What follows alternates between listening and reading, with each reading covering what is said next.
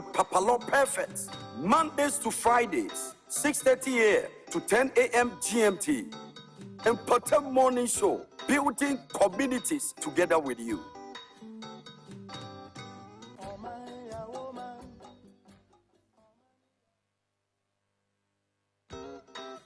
Mpɔtam morning show with PAPALAW Perfect. Mondays to Fridays, 6:30 a.m. to 10 a.m. GMT.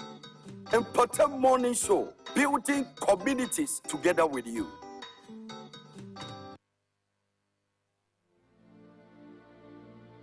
Swabadu Satokataya, Red Makatonda Yataya, Rubado Gadaba, no weapon fashioned against us shall prosper. Lord, I thank you for the power of resurrection that is at work in my life and situation for a sustained breakthrough in the name of Jesus. I ask for a deployment of the power of the Holy Spirit into your finances for notable and sustainable breakthrough in the name of Jesus. I breathe on you the Spirit of God upon your life, upon your finances, upon your business. May the power of God come afresh upon you. I curse, I block, I thwart, I sabotage, I pull down, I throw down every force of darkness contending with you. Let that power bow in the name of Jesus. For this is the day the Lord has made. May you rejoice and be glad in it. I was glad when they said unto me, let us go into the house of the Lord. In his presence there is fullness of joy. At his right hand there are pleasures forevermore. By strength shall no man prevail. With God on your side, you are powerful than the powerful, stronger than the strongest. In the name of Jesus, when God is on your side, power is on your side, favor is on your side, glory is on your side. The glory of this latter house shall be greater than of the former. I pray for you. May the finger of God come afresh upon you. May you be lifted. May you be elevated. May God grant you favor in every sphere of your life. In the name of Jesus, may God elevate you.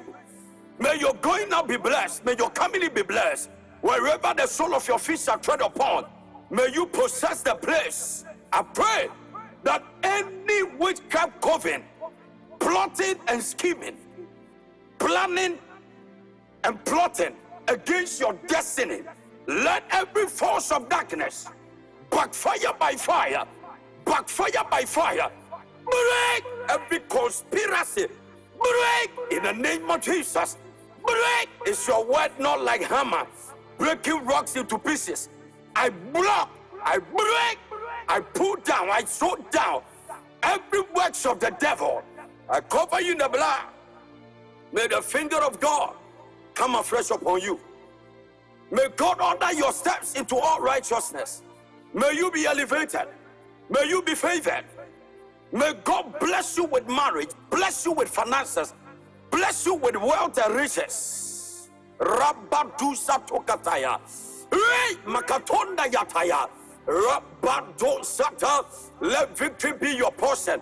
Upon Mount Zion, there shall be deliverance, and the house of Lawrence success, and the house of Holy of Holies, and the house of God shall be victorious. You are covered in the blood. You are favored. May you be lifted. May you rise and never come down. May God arise and let your enemies be scattered.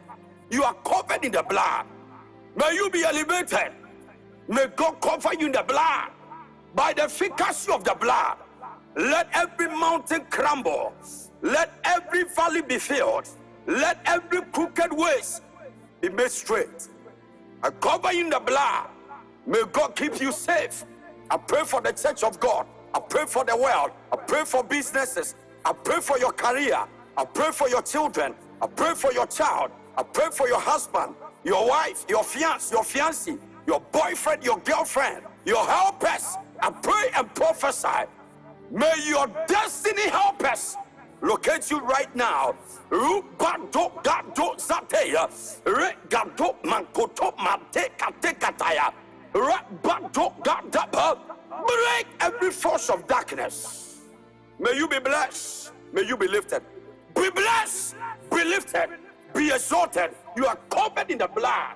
You are blessed and highly favored. In Jesus' name. Amen. Amen.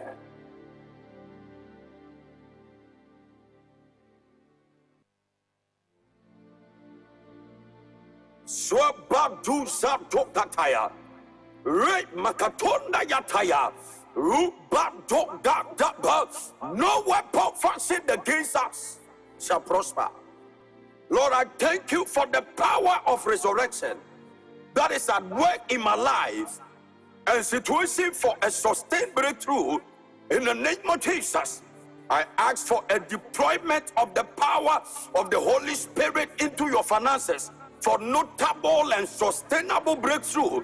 In the name of Jesus, I breathe on you the Spirit of God upon your life, upon your finances, upon your business. May the power of God come afresh upon you. I curse, I block, I thwart, I sabotage, I pull down, I throw down every force of darkness contending with you.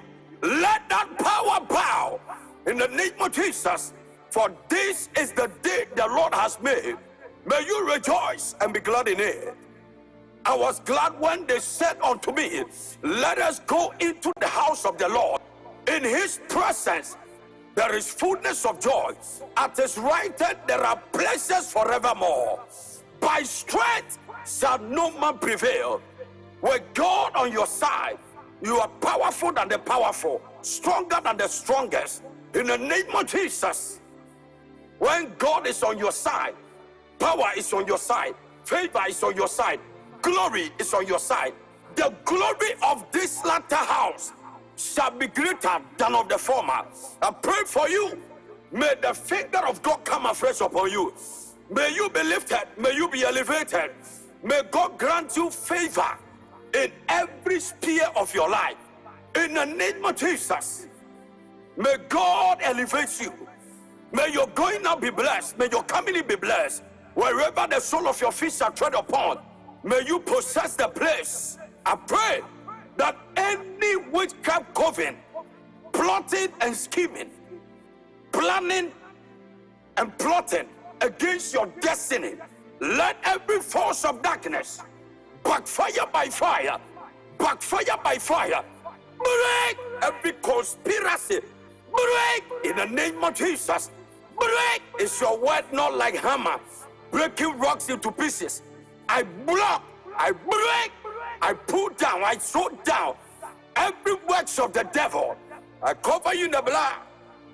May the finger of God come afresh upon you. May God order your steps into all righteousness. May you be elevated. May you be favored. May God bless you with marriage, bless you with finances, bless you with wealth and riches. Rabadu Satokataya. Makatonda Yataya. Rabado Sata. Let victory be your portion. Upon Mount Zion, there shall be deliverance, and the house of Lawrence success, and the house of Holy of Holies, and the house of God shall be victorious. You are covered in the blood. You are favored. May you be lifted. May you rise and never come down. May God arise and let your enemies be scattered. You are covered in the blood. May you be elevated. May God cover you in the blood. By the efficacy of the blood, let every mountain crumble. Let every valley be filled. Let every crooked ways be made straight. I cover you in the blood. May God keep you safe. I pray for the church of God. I pray for the world. I pray for businesses. I pray for your career. I pray for your children. I pray for your child. I pray for your husband, your wife, your fiancé, your boyfriend, your girlfriend, your helpers. I pray and prophesy. May your destiny helpers locate you right now.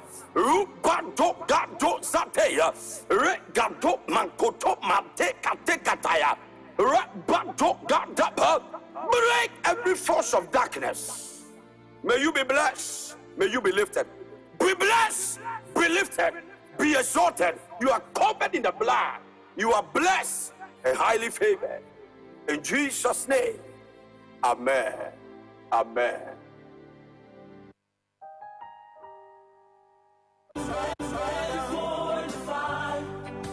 Chains breaking fire. Let the fire fall. Let your fire fall. As we worship at your feet. Lord, I'm ready for the power. Wonder working power. Let it fall. Let your power flow. As we worship at your feet. Lord, I'm ready for the fire. Destiny changing fire. Let the fire fall. Let your fire fall. As we worship at your feet. You are reliable, dependable, unchangeable, unfailing, faithful, beautiful. That is who you are. You are reliable, dependable, unchangeable, unfailing, faithful, beautiful. That is who you are. Lord, you are reliable, dependable, unchangeable, unfailing, faithful, beautiful. That is who you are. Reliable, dependable, unchangeable, unfailing, faithful, beautiful. That is who you are. That is who you are. God of vengeance has won my battle for me. God of miracle has won my battle for me. Serving you up with the freshest gospel vibes. Has won my battle for me. I'm a winner man. I'm a winner man. He has won my battle for me. I'm a winner Now man. hear I'm this. a winner man. He has won my battle for me. God of vengeance. God of vengeance has won my battle for me. Long ago. God of miracle has won my battle for me. Yeah, yeah. God of vengeance has won my battle for me. Sing God of miracle. God of miracle has won my battle for me. Who are you? I'm a winner man. I'm a winner man. He has won my battle for me. Who are you? I'm a winner man. I'm a winner man. Yeah. He has won my battle for me. Sing God of vengeance. God of vengeance has won my battle for me. God of miracle. God of miracle has won my battle for me. God of God vengeance. of vengeance has won my battle for me. Alimano manima God no of miracle has won my battle for me. Who are you? I'm a winner man. Oh, yeah, nah. I'm a winner man. Hey. He has won my battle for me. Who are I'm a you? winner man. Oh, yeah, nah. I'm a winner man. Ah. He has won my battle for me. Hey. Eleberoni atali litombe nesima yana. The Bible says he made a public show of the devil. Ah.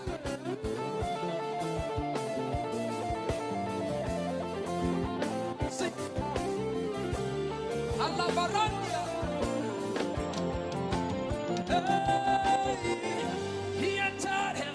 He took the keys. He gave me all. I'm free. He entered him. He took the keys. He gave me all. I'm free. He entered hell. Ah. He took the keys. He gave me all. I'm free. Entered him. He entered Oh, hell. yeah. He took the keys. He gave me all. I'm free. Entered him. He entered Oh, hell. yeah. He took the keys. Ah. He gave me all. You I'm did free. entered He him. entered hell. He took the keys. He gave me all. I'm free. Only you deserve the worship from my heart. Only you deserve the worship of my heart. Yeah. Say, only you deserve. Deserve the worship from my heart. See, because of the things you do. Only you deserve the worship from my heart.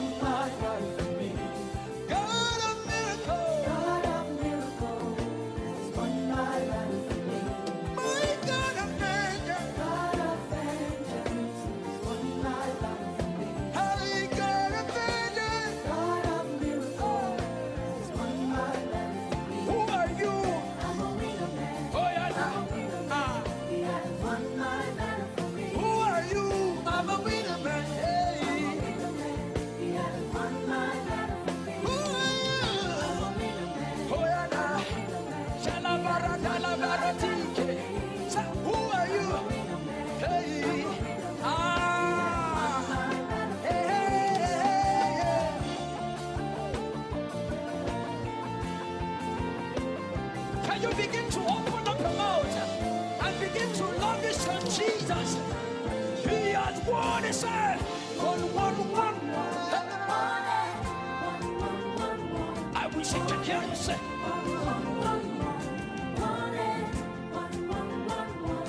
What did he do? He won it for me. He won it for me.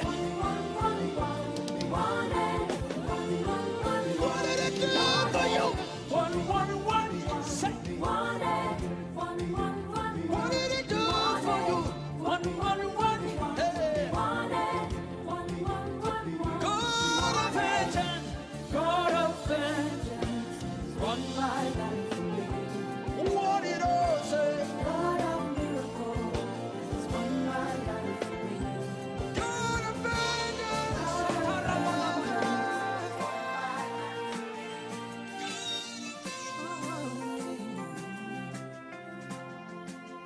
Serving you up with the freshest you are gospel great, vibes. yes, you are Holy One. Walked upon the sea, raised that dead.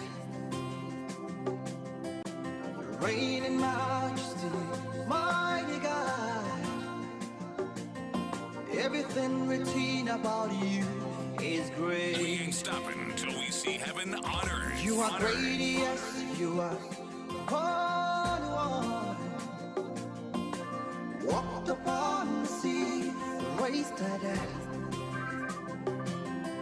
You reign in majesty, mighty God. Everything written about you is great.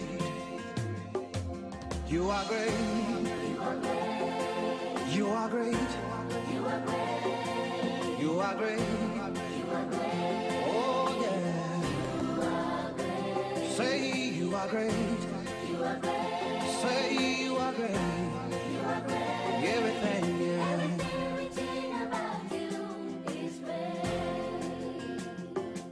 You are great. You are great. Oh, you are great. You are. Oh, yeah. Say you are great. You are.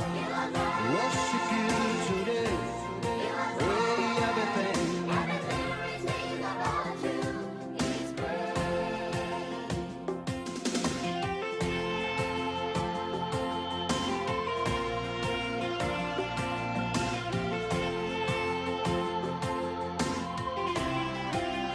Worship you today.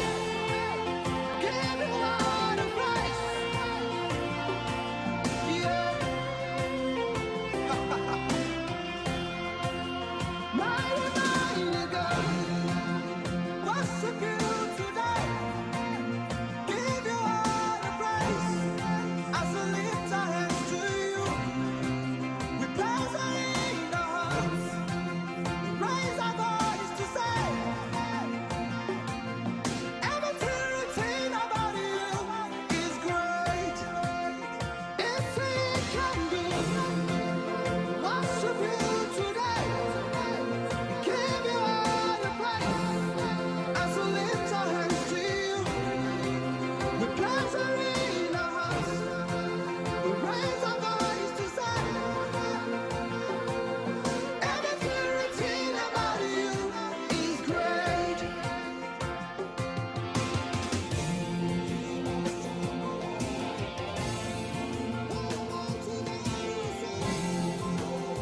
Hello, good morning. How you doing? I believe you are bouncing. Well, welcome on board. It's time for your favorite morning show in Mpɔtam with PAPALAW Perfect on PAPALAW Radio. We streaming live on www.mortingghana.com, online radiobox.com. We also live on all our social media handles, PAPALAW Radio /TV on YouTube, on Facebook, and the other media handles. I want you to hit the share button and share the broadcast on your page, on your timeline. Send the link to your friends. It's time to be educated, informed, and entertained on Mpɔtam Morning Show. Here we give you credible, authentic news across the globe. We're going to have a nice time. I'm going to be with you from now till 10 a.m. show produced by GH. My co-host David Santos. It's the 28th of July 2023, the year of our Lord. Friday edition. How I love to see Fridays. Fridays is always good. I pray that you have a good and a wonderful weekend. The day is too young to give up. He is greater than the greatest, bigger than the biggest, stronger than the strongest, mightier than the mightiest. You're doing the listening, you're doing the watching, wherever you find yourself, which part of the globe. Straight up in your mentality, in your thinking, in your education, in your business, in your relationship, in your marriage, in your career. Straight up, don't crooked up. The best is yet to come. PAPALAW Radio, we are the navigators of the airwaves. PAPALAW Radio, building communities together with you. So how clean is your community? Have you cleared the gutters? Have you cleared the compound? Cleared the weeds? Swept your compound? Put your community in order to make your community a healthy place to live. Alright, so I came, I saw, and I conquered. Vini Vidi VC. I came, I saw, and I conquered. 53 minutes on top of the hour, 6 a.m. GMT, in the studios of PAPALAW Radio. You're at the right place at the right time with the right people, the right audience, and with the right host, on the right radio. Here we don't misinform, we inform you with the best. Alright, so we'll have the weather forecast for today.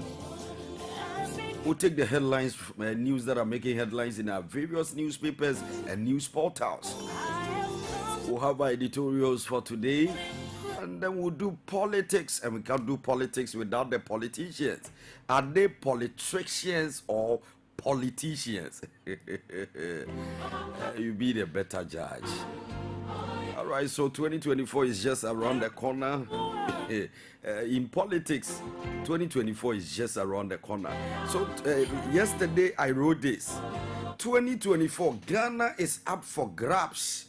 A straight fight between those who will do everything possible to win and take over power, and those ready to do everything possible to rescue Ghana from the brinks. May we be on the right side of history.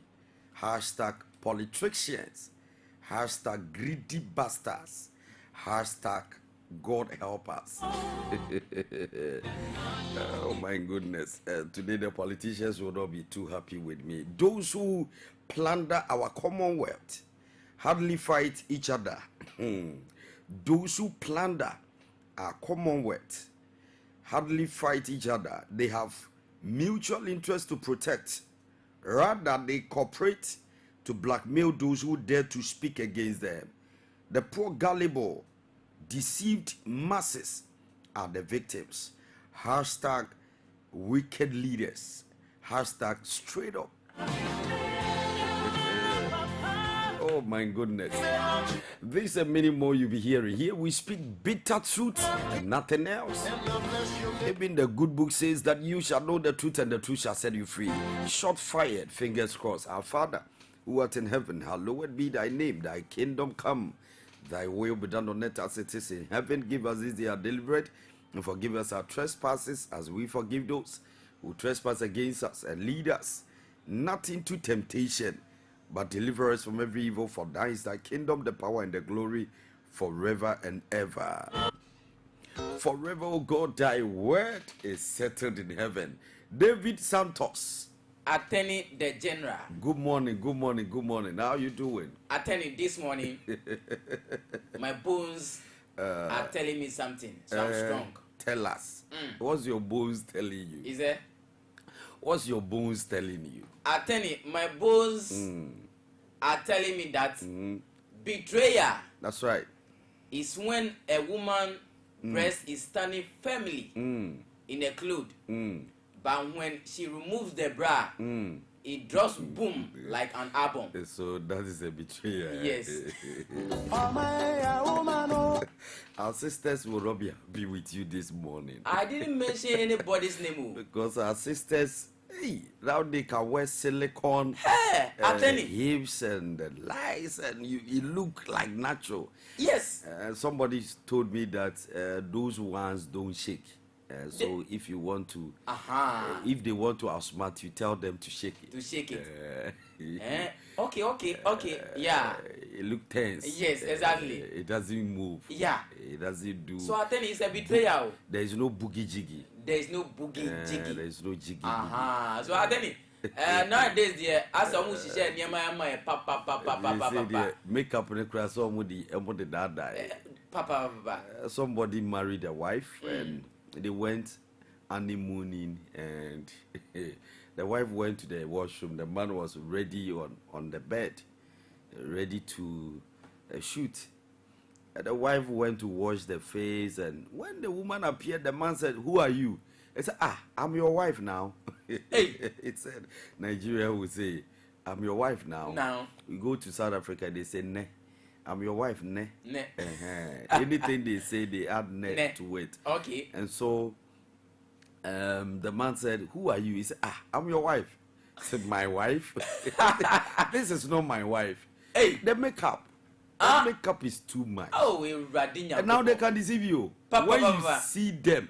So me, I always tell people, before makeup came and took the center stage, when it come to fashion, I used to tell church and colleagues and people around me that if you want to marry a lady, visit her very early in the morning. No makeup. Around 5:30, 6 there about when she's awake. Okay. Then you know the kind of animal you are going to marry.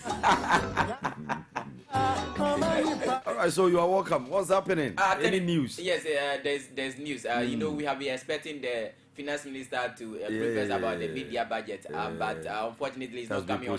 Yes, so to Monday. Yes, so this morning he will be expected to meet Parliament to engage them.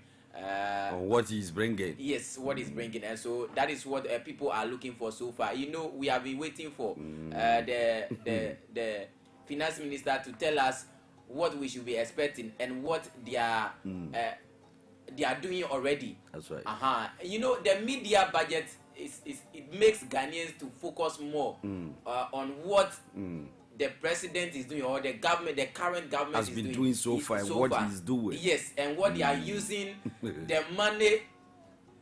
Fat resources to do all the monies. Yes, the hidden ones. Whether can Cecilia Dapa's money is part of the. Now we call it the hidden treasures. The hidden treasures. Yeah. Now people are being exposed. I saw a video that had gone viral within the last 12-14 hours.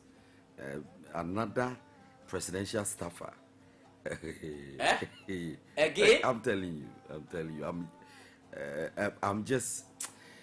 I'm overwhelmed.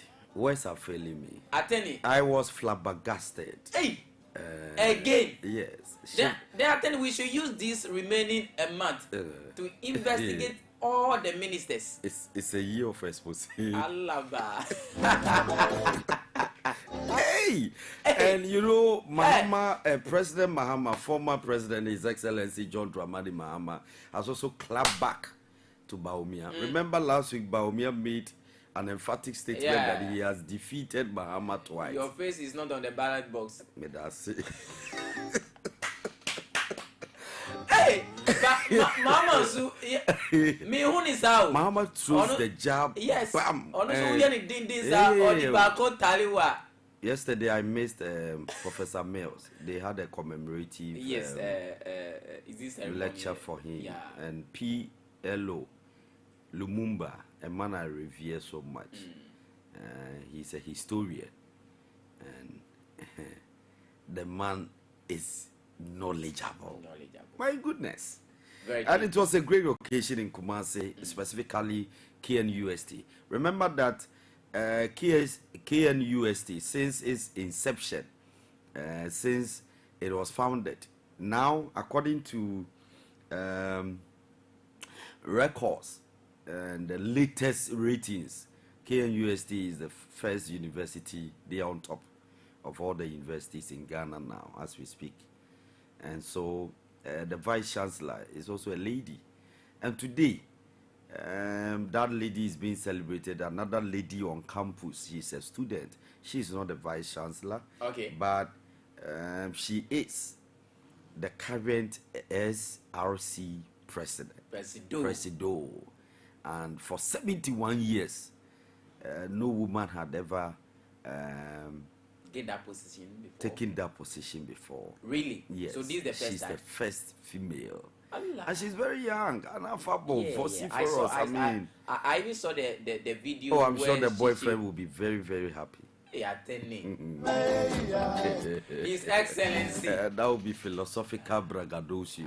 Apoa. The guy will be bragging. Oh, Yeah. You don't know my girlfriend. My girlfriend is, you see, everybody lives and thrives on ego. Human beings are egoistic. Okay. We always want to prove a point that, hey, Charlie, I did. And I so, did. in case Okay. you are struggling to know the wife, and I'm sure her relationship will no more be secret, even if the guy was keeping it as a secret society. In fact, relationship is not a secret society. When they are dating you, let the world know. Oh no. Attorney, hey. Anything can happen. Hey, attorney, don't do that. Don't do that. Don't, You want to maintain a secret society. Is relationship a secret society? Attorney, let me or tell an you. open society? Listen to me, attorney. Relationship is meant for love. If you want to be posted, go to the post office. If you don't take care, how do you move? Who posting? First year. May I say. Now let's acknowledge our sponsors. Attorney, who they train? And then Friday. Those who train. post the Who see? Who's I'm just advising my brothers because so the brotherhood will be proud of you. no, when your girlfriend is giving you a pressure to why are you not posting me and all that, then go to the post office because baby about me ask you attorney who posting necessary I see a jawa not why they who say who throw a broken heart. oh Debbie. They say prevention is better than cure, so I'm That's it. All right, so that was David Santos, my co-host. Let me acknowledge our sponsors. Welcome to Shoes, Belt, and Bags. The only place to go is Nana One Shoes. They are into sales of all kinds of shoes, bags, and belt for kids and adult. Contact Nana One Shoes on 0256 8361 12. 0256-836112. Nana One Shoes is located at Community 11, directly opposite Community 11 School Complex. Nana One Shoes, quality is a hallmark. And when it comes to photography, the only place to go is Shabak Photography, formerly Shabba Rich Photography. They're into all kinds of photography. In fact, when it comes to photograph, don't go anywhere. I am a living witness. I can tell you that they will give you the best of shots. They are so nice. Some photographers are not, professional. They are not nice. They don't have good human relations. But when it comes to Shabak Photography, they stand tall. They enjoy all kinds of photography, passport size photograph, photo shoot for all events. During your wedding, your engagement, your birthday party, and your naming ceremony. Shabak Photography is located at Community 11. Adjacent the Presbyterian University, Tema Campus. Contact Shabak Photography on 0244-671593. 0244-671593. Now, when you come to balloon decor and wrapping off your engagement stuff, your wedding stuff, your birthday stuff, your naming ceremony stuff, the only place to go is Lotte-Law Balloon Decor. Lotte-Law Balloon Decor. Lotte-Law Balloon Decor is located at Community 1, directly opposite Zenith Bank, TMA branch. Contact Lotte-Law on 0542 371320. 0542 371320. Lotte-Law. Beauty is a hallmark. Now, when it comes to food, the only place to go is Homie's Restaurant and Pub. Homie's Restaurant and Pub. They have delivery services available as well, and they are located at Tema Community 9, directly opposite the driving school, Institute near the Washing Bay. They are open as early as 6 a.m. Just went for my breakfast, so go there right now and you get your choice of food. They are open as early as 6 a.m. and as late as 11 p.m. GMT. They work from Monday through Sunday. They have assorted drinks, fufu with all kinds of soup, banku and okro or tilapia, and pesi with kontomire or garden egg stew, a bunabunu bush meat, jollof rice and fried rice, wache, and amongst others. Thank you, our sponsors. Thank you for sponsoring Mpɔtam Morning Show. 7 minutes on top of the hour, 7 a.m. GMT.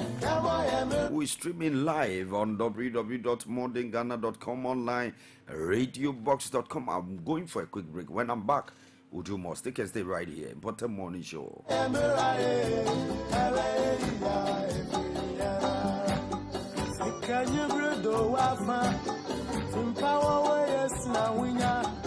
Yamishira, Mamani Paya, the Foa, and Yanum. Yafanya Mistroya, Jumana, Yami Bestroyan, O'Brien, Boya, Amoabeng, Abeya, Efianara, Amoabeng, Efianara, Ejanoma, Asitra, Efianara,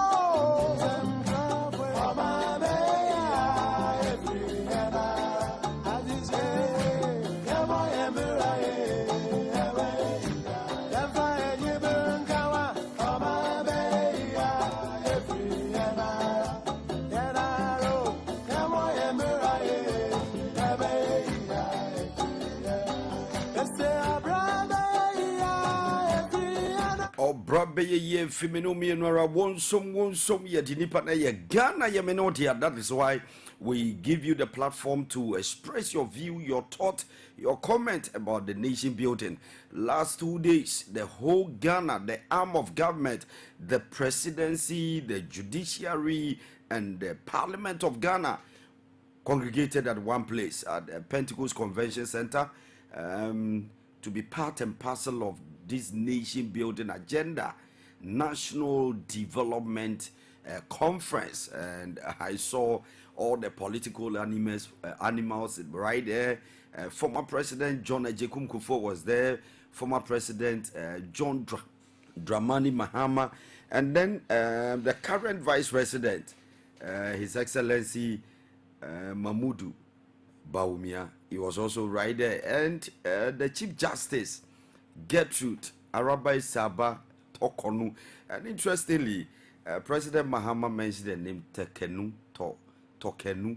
and she wasn't too happy. That video too has gone viral, and she gave some straight face and all that, and people were like, "Oh, this woman don't like the NDC and John Mahama as a person." But it's all about nation building. That's why on Mpɔtam Morning Show, we always want us to build our communities together.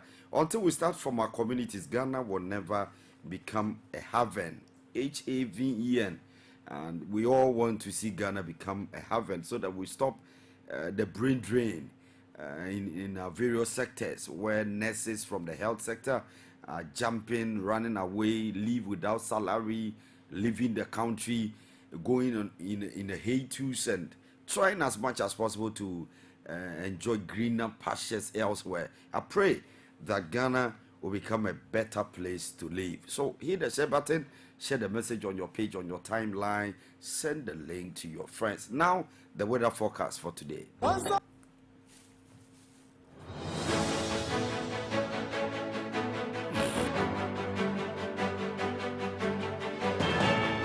Now the weather forecast for today. I want you to prepare well for today.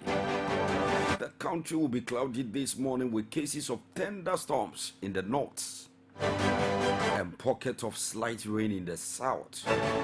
Brighter conditions will follow later. More areas in southern Ghana are expected to experience rain later in the day, says Ghana Meteorological Agency, GMET. Good stories are always repeated, like I always say. The country will be cloudy this morning with cases of thunderstorms in the north and pockets of slight rain in the south. Brighter conditions will follow later. More areas in southern Ghana are expected to experience rain later in the day, says Ghana Meteorological Agency, GMET.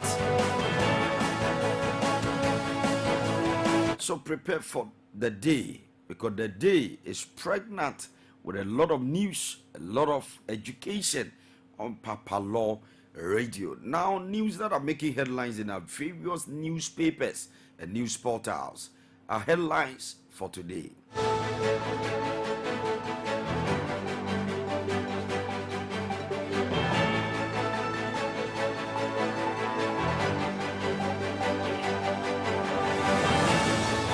Don't pay unauthorized fees for promotion. Ministry of Education to teachers.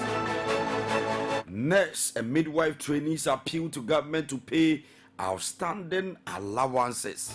Tiomuka. Abanya wodie and in the news. Odeka $2.3 billion. Electricity in Guam. Free SHS.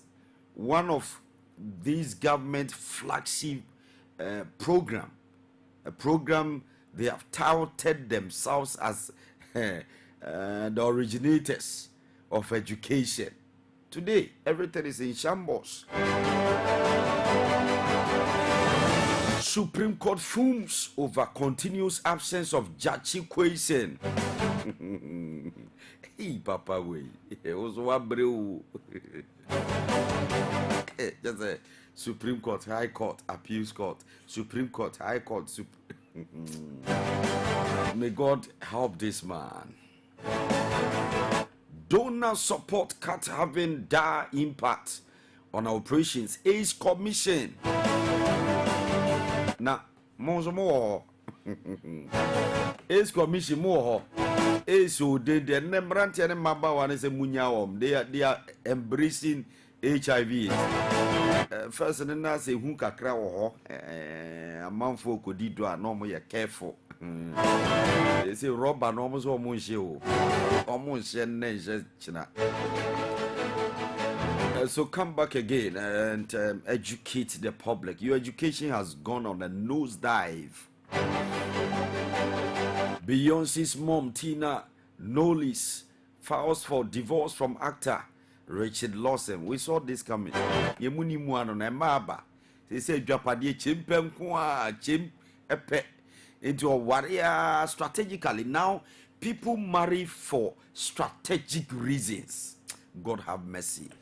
One honorable institution that had been left off the hook is marriage today. Man, when you give food to the swine cannot differentiate between fufu and ampesi.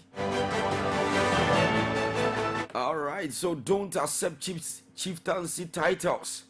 It will drain your finances and time. Amoabeng tells business owners. Experience, they say, is the best teacher. All the other papa no. Amoabeng, retired military officer.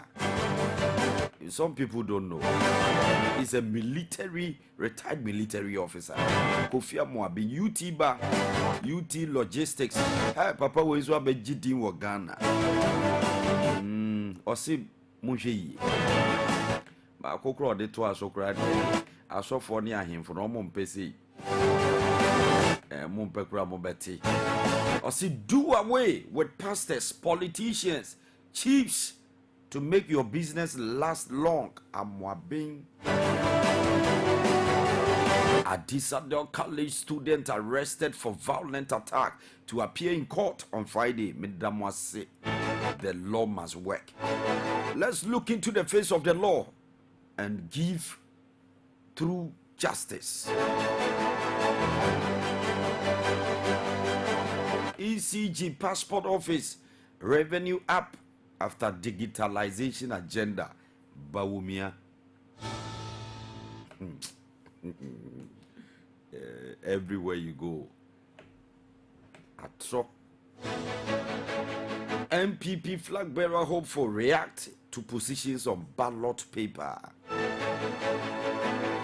We must collectively abhor coups. AKUFO-ADDO charges ECOWAS. Coup d'etat. Government committed to passing code of conduct bill. Deputy Attorney General. I am happy about this bill. Government, it will push people away. Those who are greedy bastards. Omo di omo funi omo nine, eni omo seni omo funu edidi bomu no.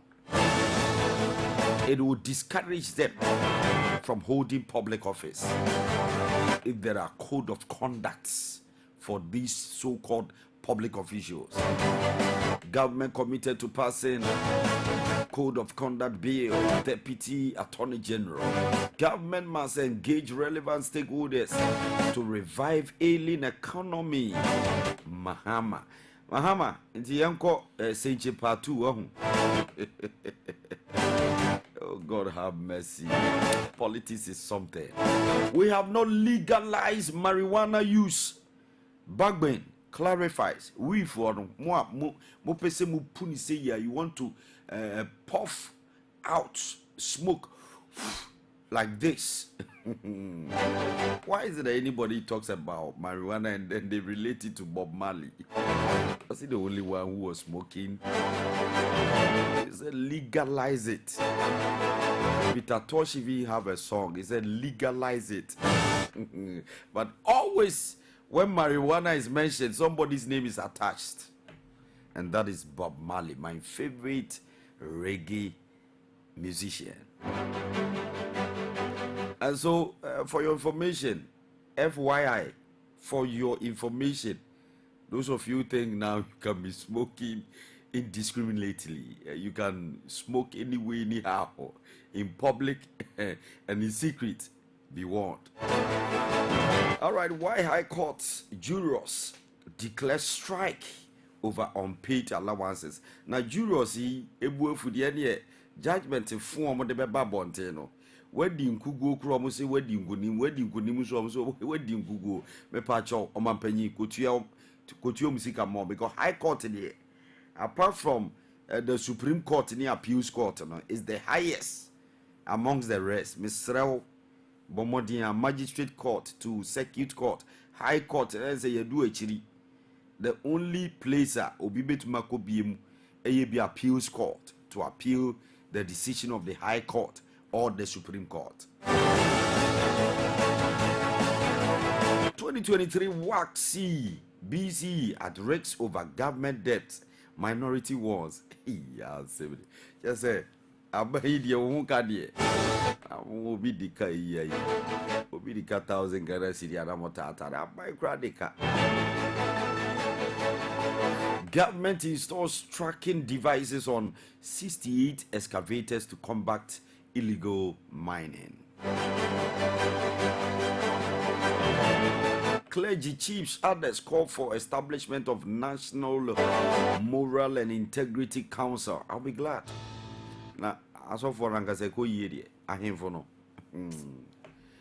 While Technical Institute assaulters of teacher to appear before court on Friday. Yeah, Bresho, and one day on Sakoka teacher.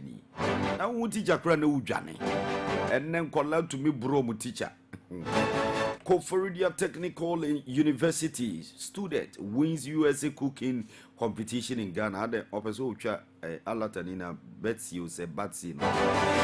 Or no, Wajina and Naswan when we are need different so hours. As I said, 90 something hours was a day. Hey, award in tea. Oh, you know, Chashi. U.S. Embassy, Virginia, Commonwealth University hold 3-day leadership and football program. KMA builds database to effectively regulate commercial transport operations. its wickedness to pay service personnel a paltry 715 Ghana cedis monthly. Edem Agbana to government. Government to establish 50 community mining schemes by end of 2023. Mrekuduka, suspected cable thief lynch in Koforidua. His tricycle set ablaze. Youth unemployment. If we don't take care, we'll lose our artisan industry. Kofi Ban Ajepon. Farmers should have a voice in policy making process for sustainable food systems. Dr. Vesilo. Majority MPs break ranks with leader to defend speaker. National Cathedral. All institutions affected by construction have been compensated. Abujinapo. I nearly went mad after smoking for the first time in Fela Kuti's house. Pat Thomas. Pat Thomas. Oko twi bi wo.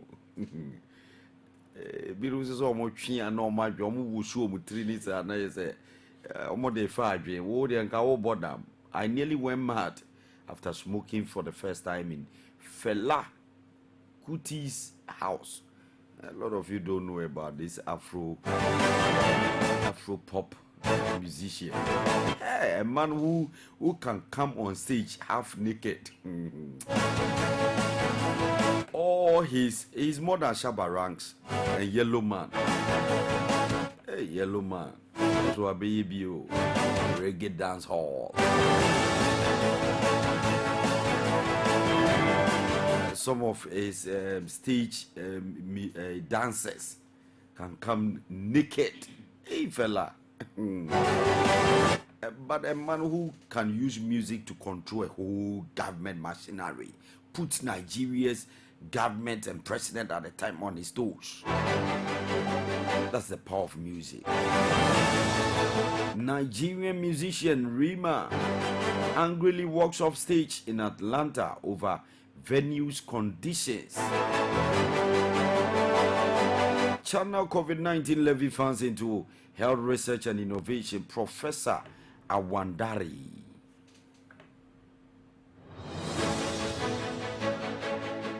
Ambulance case. Finance Ministry's letter to Bank of Ghana doesn't constitute an application for letters of credit witness. Niger for na akoye coup no. Niger coup captive president Bazoum defiant after takeover. Oh dear, yetintinti. Obubeku. We are working hard to bring the economy back on track. Richard Ahiagba, MPP's National Communication Officer. He's never been on the ballot. Mahama replies, Baumi over, I have beaten Mahama twice comment. Me, I was even surprised. Baumia, yetu abama. Your boss, any Mahama de Koye. It will be near Kasa boss defeating what boss.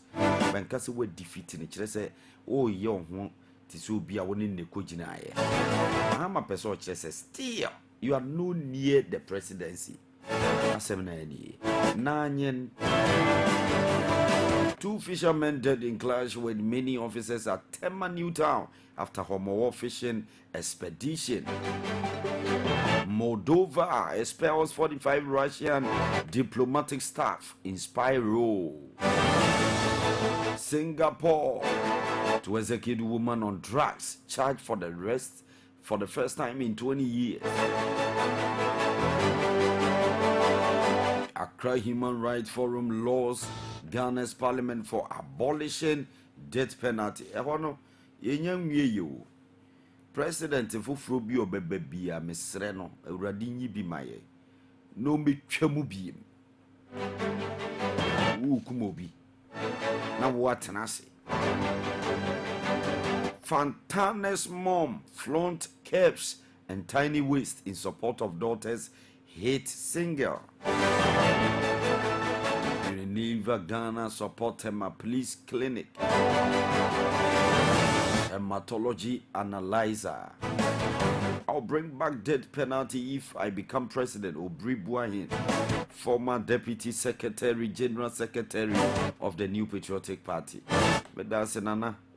I know Obri Buahin. But that's what it. Me know ya dream papa. Whoever coined the term breaking the age doesn't have sense. KKD. Nyamana mkae. Yeah, so KKD is no. Obi o got TV, GTV so. Yeah, so asa kobi. You know, I say share. Order from above. Share. Oza baha. Peso begu abai no. Mama mane match na montupu no montutu GTV ho nyina. Odu gate wa montum mama mane nwura mu. KKD, are you embittered and embattled? As a counter, Mako akamikrom, che, we. Nyoma obi torono. Enye we ya no yo, mo amopese muhu musie no. Whether in kaye say any enka jai. Train kwan so jai. Anopa mi bayi. I'm ranty bi every day. I was a boss who everything fine. We say everything fine, you Charlie. Hey, that's our normal voice, Assessor. MPP presidential race. Ghana needs calm, but firm leader like Alan Cash, Mrs. Chemate, everybody, Odoye de. That's okay. Ghana for here leader, ne honcho, ne mum. Or yet discipline. The end of headlines for today. Mpɔtam morning show. 28 minutes on top of the hour. 7 a.m. GMT in the studios of PAPALAW Radio. We're streaming live on www.modernghana.com, onlineradiobox.com.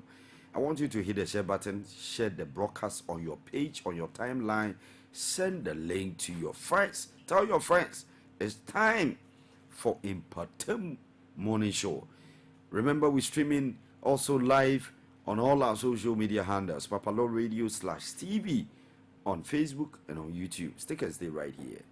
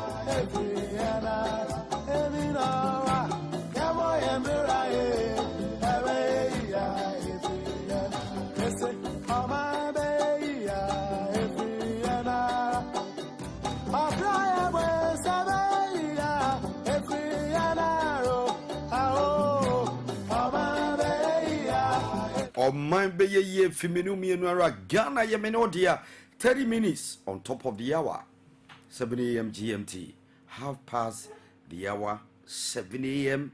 GMT, in the studios of PAPALAW Radio. How clean is your community? How are you doing? I believe you are bouncing well. We came to inform you, to educate you, and to entertain you. To help me do justice to this segment is David Santos, my co-host. David Santos. Attorney. What about you? It's time for the newspaper review. Because of that, claim. Attention, please. Claim. Assembly, please. Claim. Went here. Ubeti. and no tea and tea. All right, so it's time for a newspaper review segment with my very humble self and my co-host David Santos. Let me start with the Informer. On the front page of the Informer, digitalization reduces corruption, improves revenues. Baumia.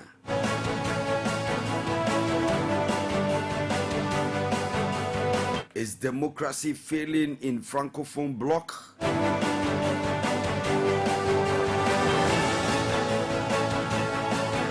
Ghanaians divided over repeal of death penalty. Yes, I am part of those who disagree.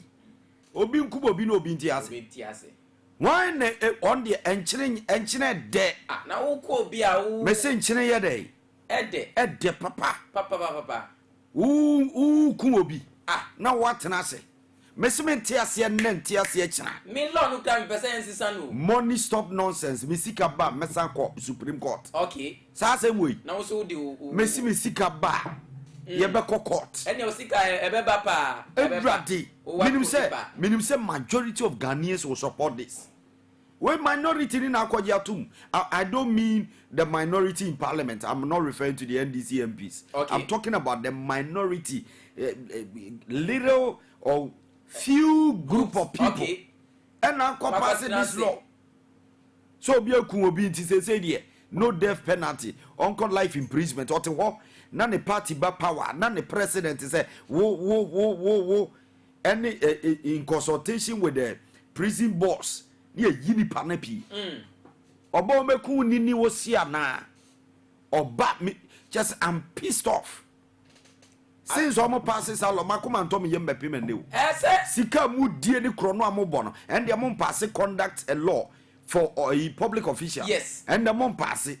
Na obi akokumo bi na eyi. One say obi kumobi a yemano good treat.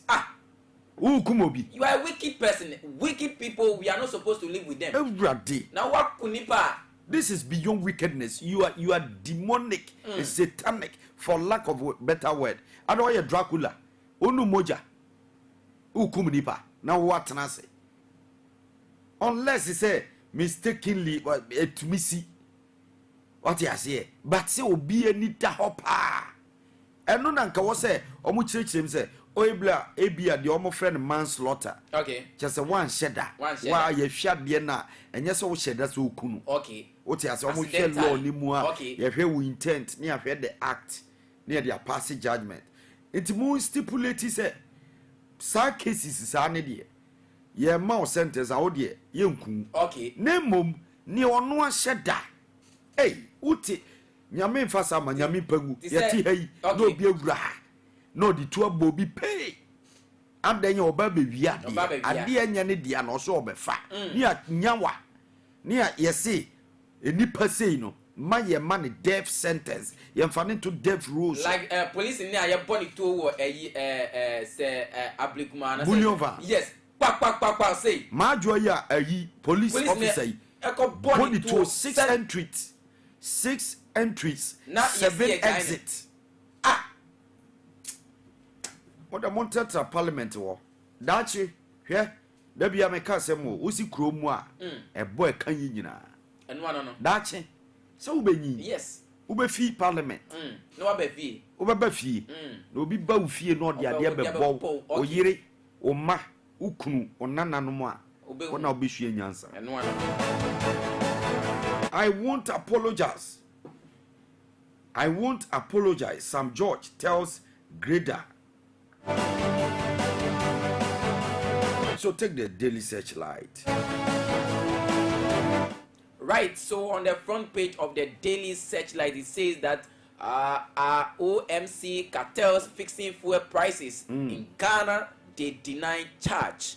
And so that is on the front page of the Daily Searchlight. And then also public distract Ghana's leaders, Bagbin regret fact. And also okay. Picture net then more me fe papa.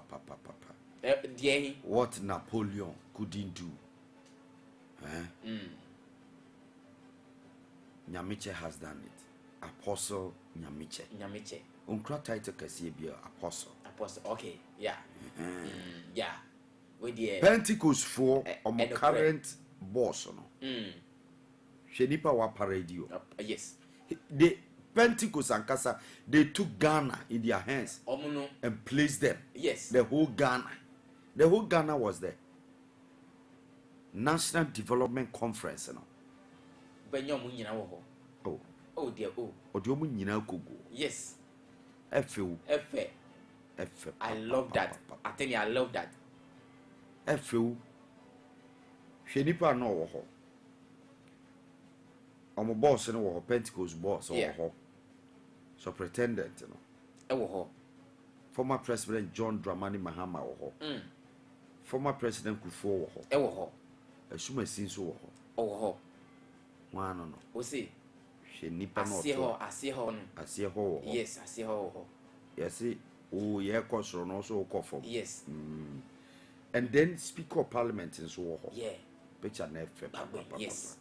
Picture na fe papa. We are packing. When ye hwehwe. Yes. Ye nyina nka mom ye nation building. And we are na view. Thumbs up. Mama ya de papa tell you. Mama ya de. We dear. And I like the rationale behind the conference, no, so a solid pa. That's right. Because that is what we want to, be experiencing in the country. That's right. And so they've done what they've done what. All right, go ahead. Okay, then also on the front page of the Daily Searchlight, it says that POS Foundation command Parliament for repealing the death penalty. Ateni Obinsu Eddie about on customers one on custom and smuggling vehicle owners. Customs. Yes, and then digitalization helping to reshape Ghana's moral fiber. And no, aseho papa.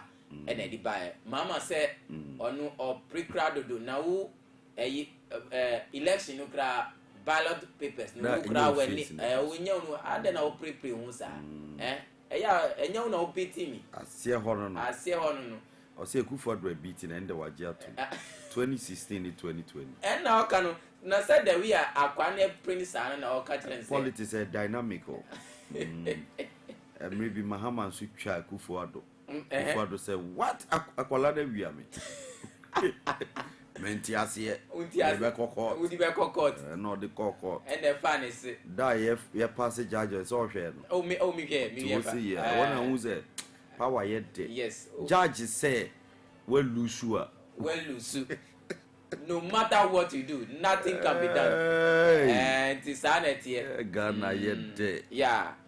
Nini no cry beside Chachu Bisano or so. Now you were not there. The police. I'm not a police agent. You and I were not there. Yes. All right, go ahead. Okay, and so last Guta. On the front page of the Daily Set, it says that Guta tours Tema Industries to endorse Made in Ghana campaign. Next week I'll try say any Guta president Bekasa. Bekasa, okay. Say we the Oma buy demo. Yeah, Oma buy demo. I see Bisano. Yeah, Bisano and Sem Kakaka. So I tell you, these are on the front page of the Daily Searchlight.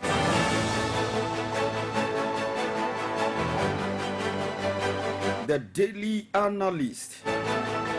Exploitation of lithium. Government denies granting licenses to companies. On Chrono Nashazio. Lithium no. Hey. What your country say will be a moose kappa. Papa, yes. And then Yamia ya dom na Ghana so ye be discover be. Ewaha. Ediem pa ne Nyankopon ye. Maybe some and for. Maybe some. I'm asking our leaders, what else do they need to change Ghana? Ateni unim nyame die minim so smart. One day omo amutimu odin amu e kromfo no omo sori amamu onko omo nyina o say onko omo nyina yanko omo ateni some fry mo near yan say the good ones go early and the wicked leave. Me tia se kra and you do a radi ho e baby sam. Ti say Galam says destroying vast cocoa farmlands at Guare Amakom. We have not legalized weed for recreational purposes. Speaker clarifies. I'm a multi-parliament to have a pass here. About 5 years, there's a weed here. They say they can have a post office. So much only say me I have challenge with that passing of that bill. I didn't am dead too much. Someone got some next year what to say. Oh, you say the Akoufo do Oh minimum be as they say ni fie no horn. Almost say flowers na that and your flower papa bia. We say bia na flower na dey dey. E ma dey. Yoko chases Kishore Gumukadis over alleged shady deal. Digitalization helping to reshape Ghana's moral fiber. Bawumia. Take the metro line. All right, so on the front page of the Metro Lens, it says the Church of Pentecost leads the way. That's right. Participant of National Development Conference call for National Moral and Integrity Council. Very important. Ha. Nah, integrity. No. Yira. Say, Obia or yep, a minister, MP, chief, pastor. Na kase fine numu ba oti social media na atemdie te say mama bia menimu no Jezebel of our time Den or ye Jezebel e na me se den so na no den mama call bi no I am on broken heart na ai na o Jezebel so broken heart you e won me ti ase o na no den aw ewrade nyako no di atemu a obeka say ye born is atemdie die yes PhD in Watra. To assure. Okay, salvage system create 200 new jobs as RM commission Tema wastewater treatment plant. Tamale wastewater treatment plant. And so that is on the front page there. Then skill for success. Fosu in cancer provide training 2,000 in Ashanti Achim Central. And then also Catherine Afeku Abundance Allen call for a skirt and brows voting in MPP primary. So these are on the front page of the Metro Lens.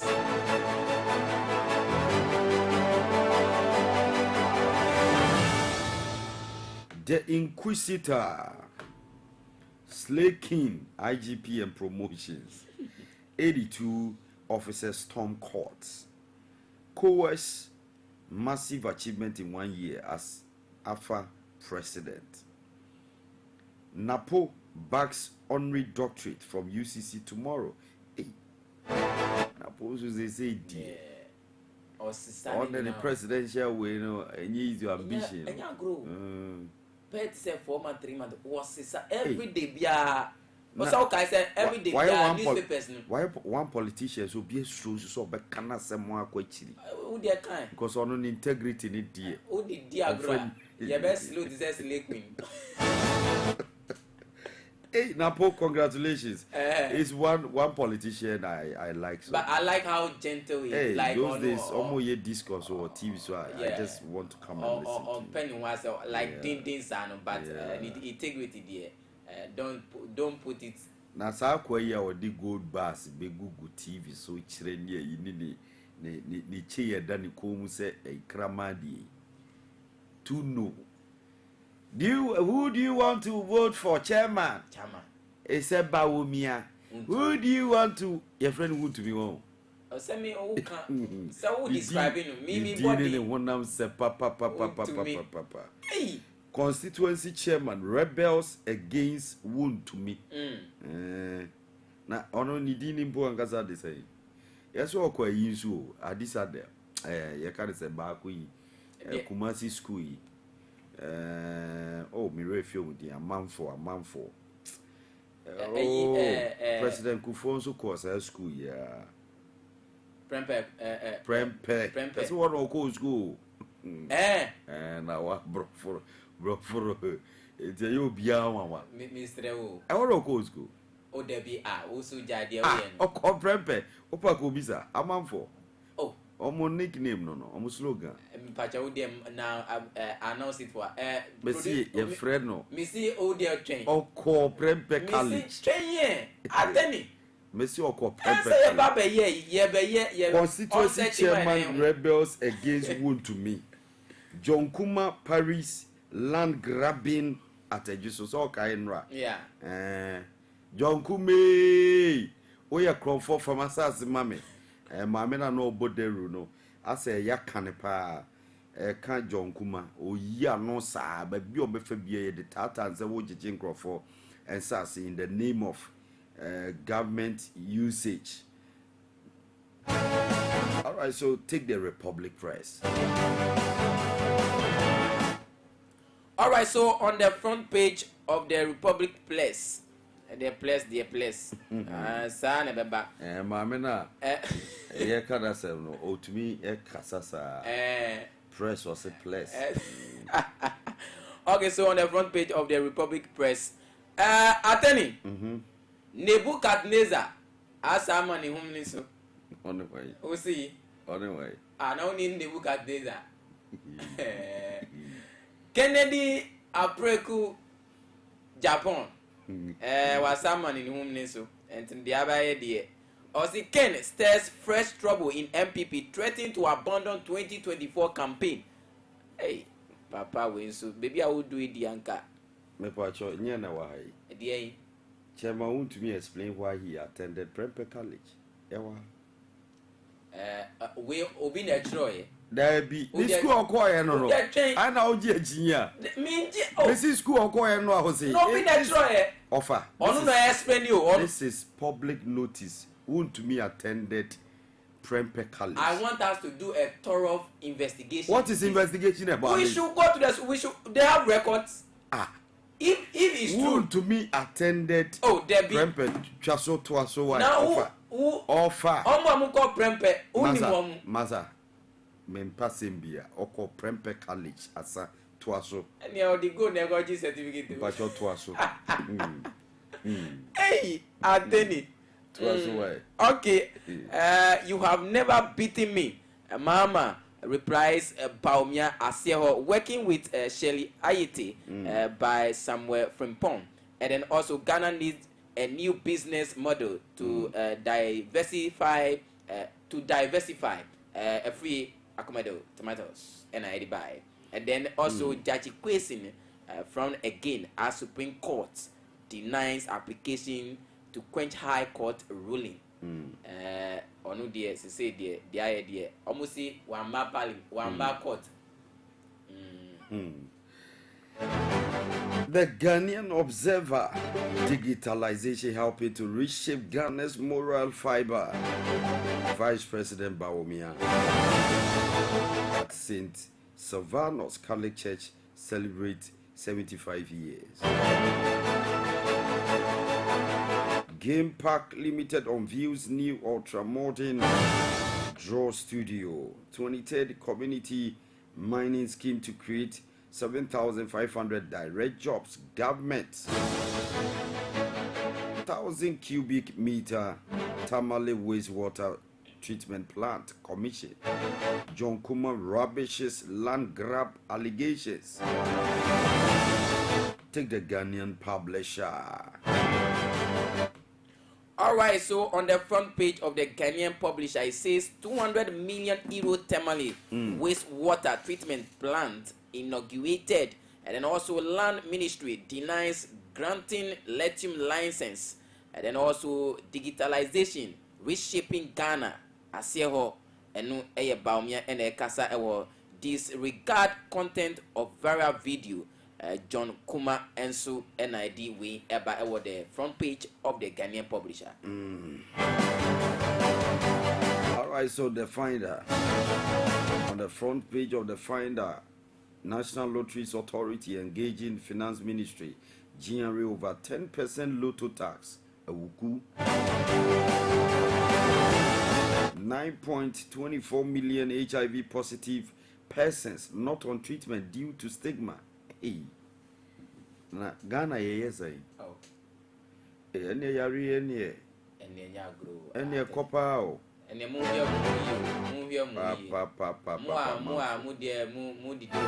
Akosia Menu promises development more jobs for Adenta. Yeah, Tiabre. Slogan. We be a dreid. The way a man for bay shebon no Anka this time the anka boss and the anka yen free team. We can say one room, one bath free. Yes. One. Tracking devices fixed on 68 excavators for pilot phase of electronic monitoring of excavators. That's right. We need an eco control. Yeah, no between a BT system. Right when they are saying digitalization, microphone, Augusubia. Port a year on the by year, Boma digitalize it. Now, one a boy a year.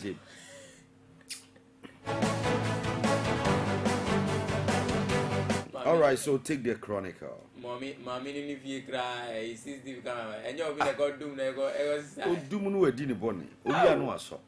Okay, so attending on the front page of the Chronicle is some ganja planter. Call me the ganja farmer. Anthony, anyone.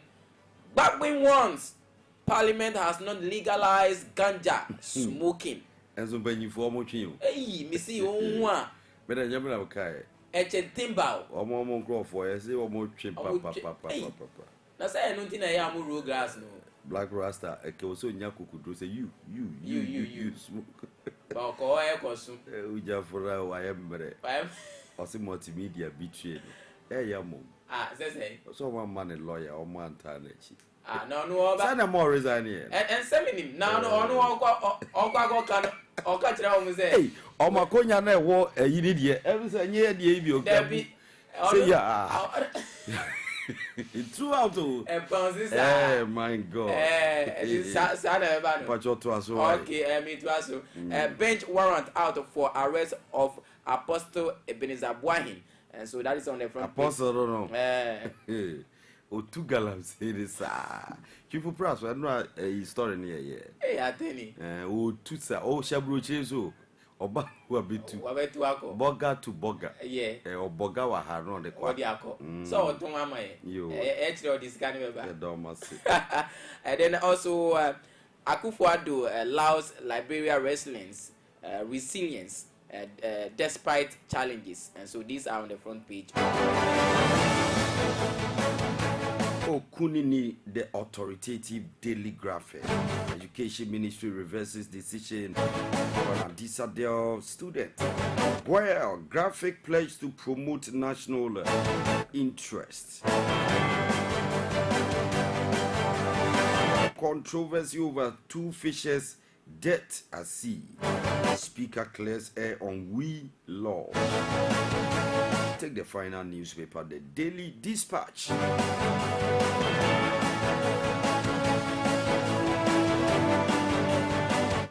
Right, so on the front page of the Daily Dispatch, it says that members of Namibian Parliament in Ghana to understudy National Petroleum Authority's operations, and then Adisa, college student, in Vera video in court today. Supreme Court angry over Jaji Kwesin absence from court, and then communique on the just ended National Development Conference. In fact, I'm impressed. Church of Pentecost thumbs up, and the leadership. Omaya de Papa, they've set the precedence for. I tell you, Yensu Yenyebi. Till say Ojituma, Namasas, yes, me invite Amoabeng. Now then, now we are many. There be we say meet. And never be what we are. Amoabeng. I say, Jimmy, this I can't someone meet. Nangabenye de. There be ye can't Pentecost so I say now when the facial expression are different. I saw Jesus as a Jesus. Yo, my GY. All right, so thank you, David Santos. That was our newspaper review segment. We'll go for a quick break in Mpɔtam morning show. 55 minutes on top of the hour 7 a.m. GMT in the studios of PAPALAW Radio. We're streaming live on www.modernghana.com, online radiobox.com. Stick and stay right here. Yo, Kofi, oh my, ya woman, oh man, ya mana, Granny baby, I call, what ya waren, one some, one in pa, as I did pa of you, Yamo ember, oh my, ya woman, oh my, mana.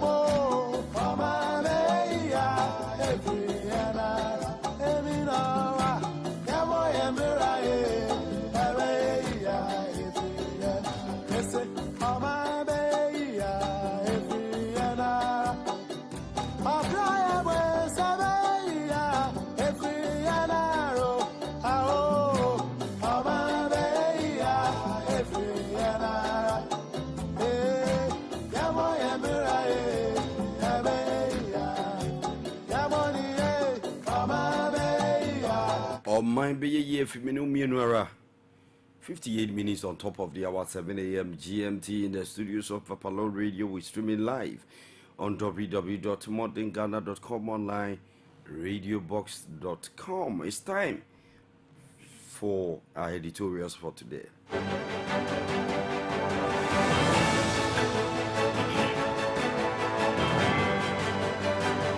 We have not legalized marijuana use. Speaker of Parliament Amoabeng clarifies. The Speaker of Parliament Amoabeng has complained about what he deems as the misinterpretation of the passage of the Narcotics Control Commission Amendment Bill 2023 by the public. Parliament on July 12, 2023 passed the Narcotics Control Commission Amendment Bill 2023, bringing significant changes to the cultivation of cannabis for industrial and medicinal purposes. The amended bill granted the Ministry of Interior the authority to issue licenses for the cultivation of cannabis, thereby enabling the utilization of this plant for various beneficial applications. However, the Speaker of Parliament Amoabeng says the passage of the bill was not to legalize the recreational use of weed, thereby urging the police to crack down on offenders of the law.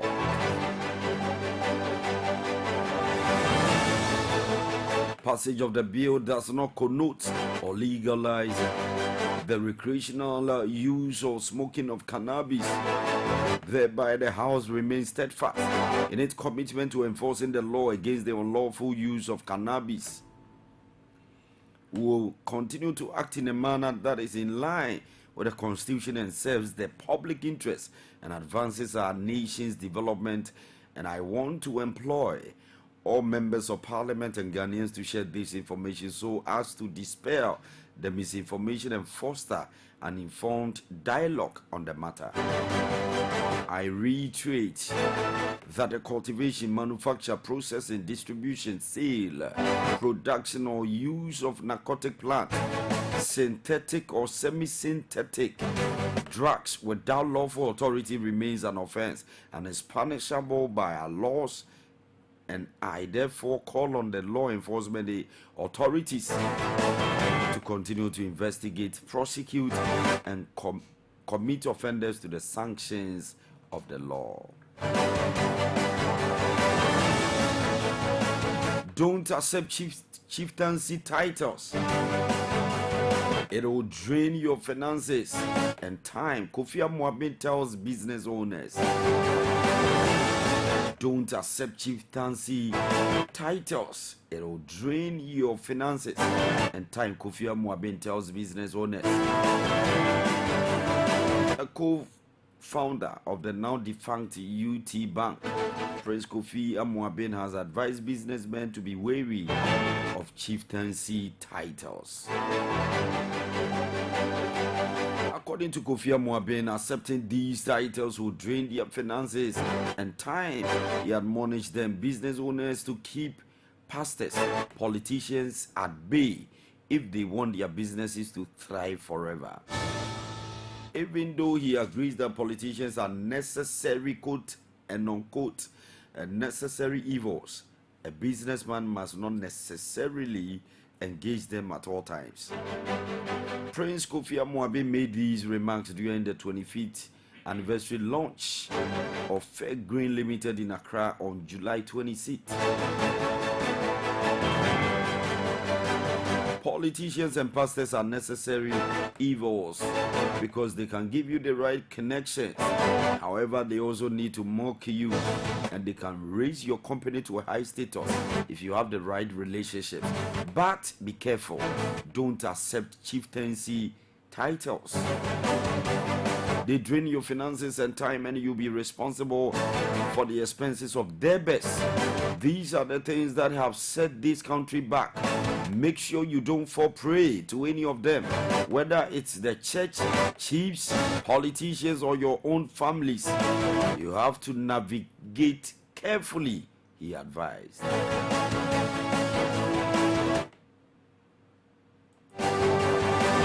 He also urged business owners to fire their family and friends who they go against the company rules.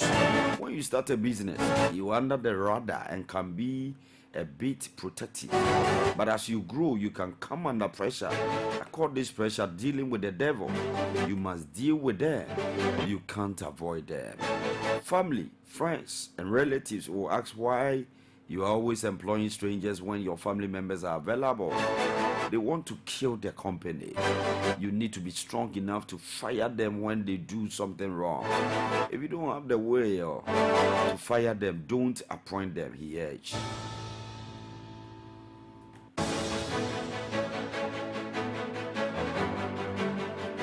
Suspected cable thief lynched in Koforidua, his tricycle set ablaze. A man suspected to be a part of a cable theft gang was lynched at Abogri, a suburb of Koforidua in the eastern region, on Thursday dawn. The deceased, whose name was mentioned as Abdul, was believed to be a student in his early 20s and a resident of Efijasi, also a suburb of Koforidua. Sources say his gang of three has stormed the area to allegedly steal service lines belonging to the Electricity Company of Ghana, ECG, when they were spotted by some residents. Upon sensing danger, two of the suspects allegedly fled the scene. However, luck eluded Abdul, who had parked a tricycle, popularly known as Pregia, and suspected to be waiting to load their booty. He was arrested by some irate youths who, according to sources, subjected him to severe beating, leaving him unconscious. They also bent the tricycle. He allegedly died at the spot, and officers from the Koforidua District Police Command were called in to carry him away. Meanwhile, the police say they have launched investigations into the matter. Cases of cable theft have been rampant in Koforidua for some time now, with residents expressing their displeasure about how thieves boggle their homes to steal electrical gadget cables, especially service lines.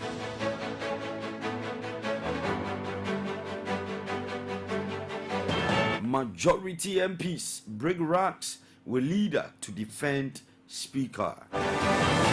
Some new Patriotic Party members of Parliament have disagreed with comment by the Majority Leader Osei Mensah Bonsu, criticizing the Speaker of Parliament for adjourning parliamentary proceedings on Wednesday.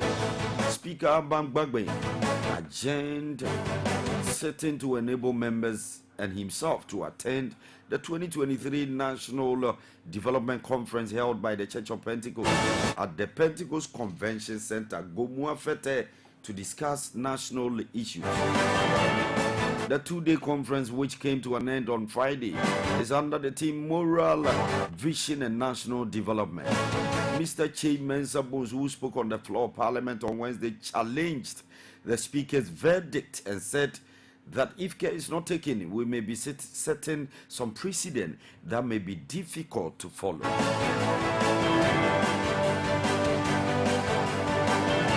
He urged that Mr. Amoabeng be cautious so that if another religious denomination comes to invite the House, it does not set a bad precedent. According to the Swami constituency MP, there was no formal communication on the floor of Parliament to that effect, but Mr. Amoabeng interrupted him midway through his comment and stated that there was a formal communication about the event. The importance of the event was hammered home to me. By the time I informed the House, I even mentioned the other dignitaries, Chief Justice, President, and the House is also invited. So it is not just the Speaker or the leaders. I also called on members to participate in the proceedings. So I have done that. It is just that you were not present, he said.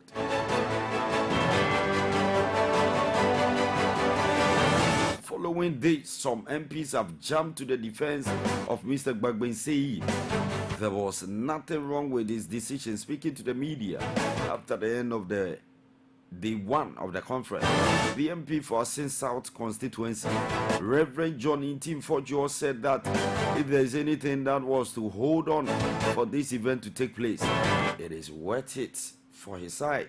The MP for Akemoda constituency, Alexander Kwesiaka, MPP, reiterated his colleague's position and said that in Parliament, some of these bills have been lagging behind because we haven't been oriented so well, because of mindset, because of our thinking. It's too much of politics. MP for Boasi East constituency, Patrick Boachi Yadom, also agreed with the ruling of the Speaker, saying that when he declared that there will not be sitting today, it literally means it is a national event. So the Speaker was not wrong.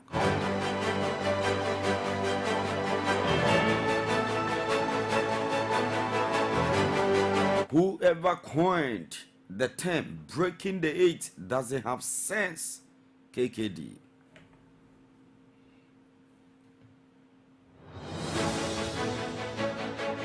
Ghanaian broadcaster Kwesi Chedakwa, popularly known as KKD, has critiqued the National New Patriotic Party's popular slogan, breaking the 8, slogan labeling it as nonsensical. According to him, the person responsible for coining the term lacks common sense, as he believes that if the ruling government had performed well enough to merit an extension beyond 8 years in power, there would be no need to resort to such slogans. Speaking in an interview, KKD criticized the current president, Nana AKUFO-ADDO, accusing him of failing to fulfill his promise to tackle illegal mining, commonly known as galamsey. Things that you were supposed to do to break the 8, if you would have done it, there wouldn't be any need for a campaign. Because of galamsey, you bet with your presidency. You people should play the time that the president said that he will put his presidency on a bet to fight galamsey for me. Whom are you deceiving here? He said. He highlighted how the president's inability to deliver on this key issue has raised questions about the credibility of the government's promises.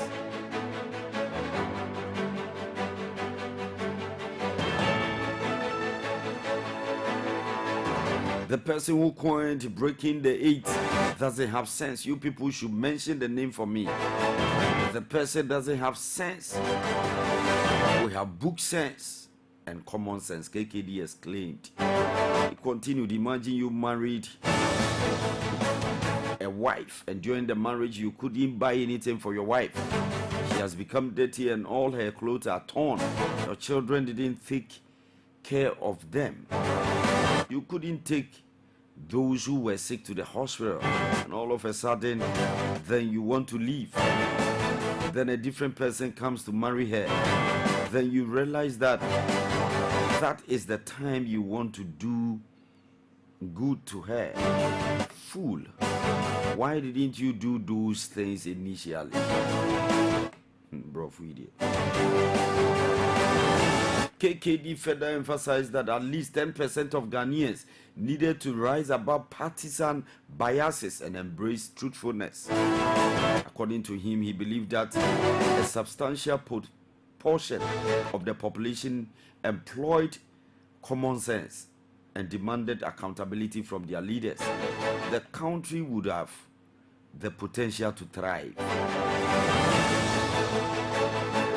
The people in Ghana take it like the over 31 million population, only 10% have sense.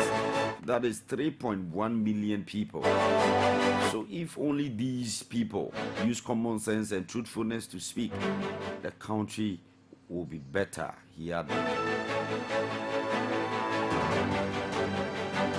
I will bring back a death penalty if I become president, Obri Bwanye.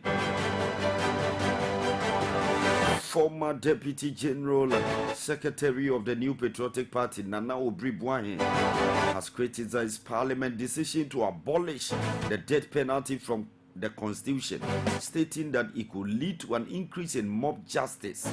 In an interview on Kumasi-based Wontumi TV and radio morning show hosted by Nana Ebupra on Wednesday, July 26, the lawyer expressed support for mob attack, saying, I will support mob attack on this note.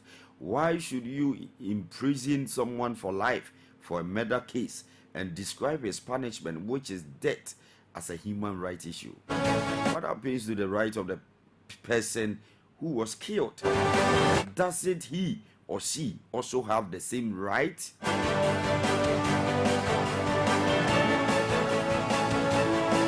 Obri Bwanye continued by emphasizing his stance on the matter, declaring, I will scrap this law and bring back the killers. You can't have freedom of movement anymore in this country because victims have the same right to life.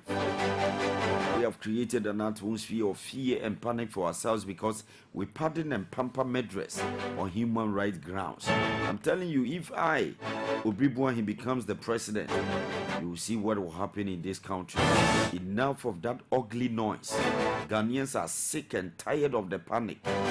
The lawyer went on to express his belief that life imprisonment does not effectively deter crime. He warned against the dangerous consequences of abolishing the death penalty.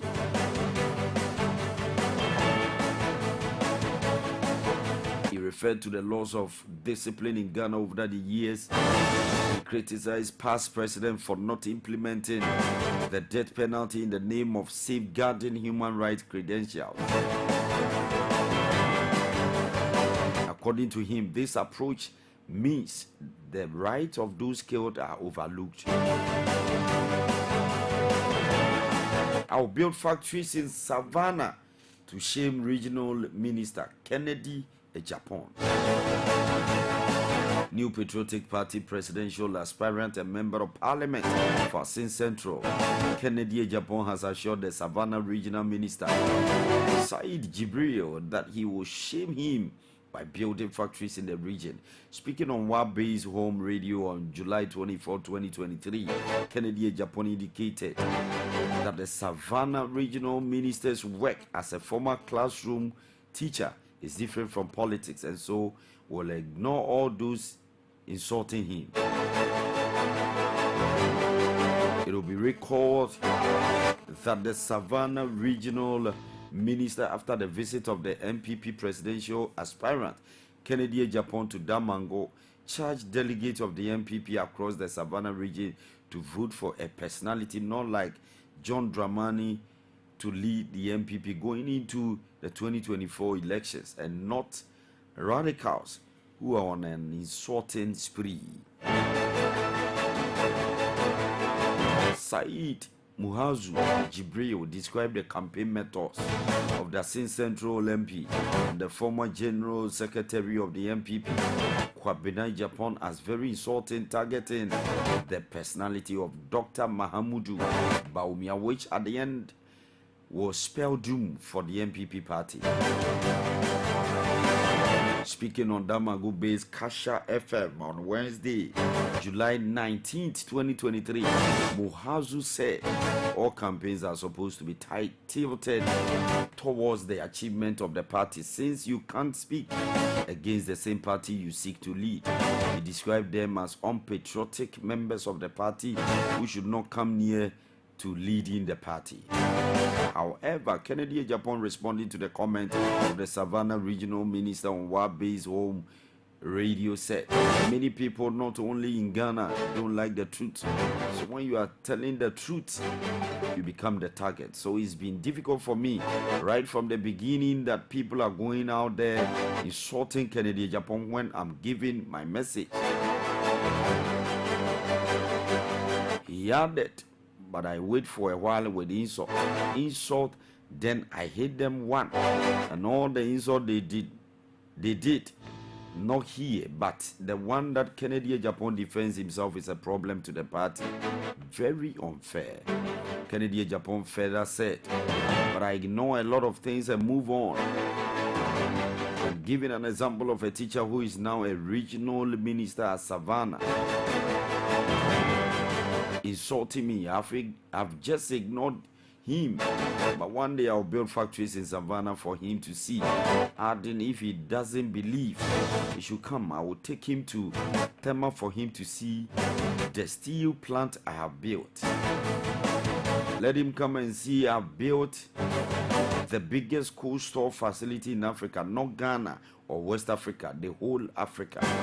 Check one cold store, that is 31,000 tons. But I've built it, no loan, nothing. I don't owe no bank in this country. A livid Kennedy further said, call on the banks in this country that Kennedy Japan says he doesn't owe a bank. I've never taken a loan. So we have to appreciate this. It is not your classroom work.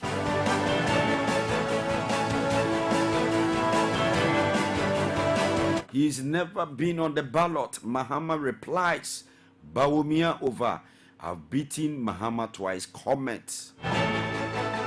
Former President John Dramani Mahama has clapped back at Vice President Dr. Mahamudu Bawumia over the latter's claim to have beaten him twice in elections and will beat him again. And I know how to beat him again, he made during his flagship campaign. According to Mr. Mahama, Dr. Bawumia has never been his competitor in elections, since he has never appeared on a presidential ballot paper and can therefore not make such claims.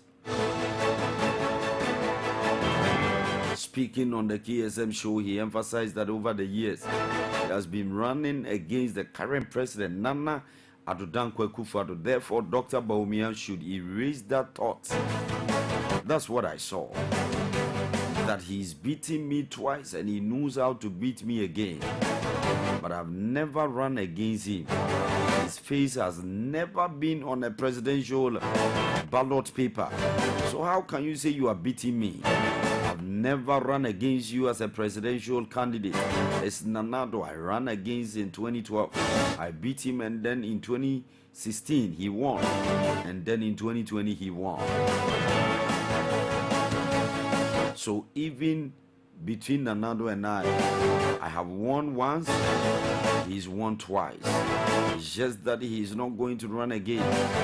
But I am sure if he was going to run again, I would have equalized his status.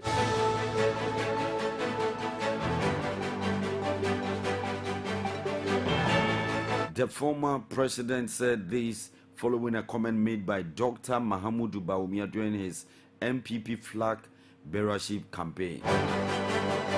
Mr. Mahama, who is the flag bearer of the National Democratic Congress (NDC), also advised Dr. Bawumia to focus on his flag bearership race and be sure of a victory before he makes assumptions towards the 2024 national election.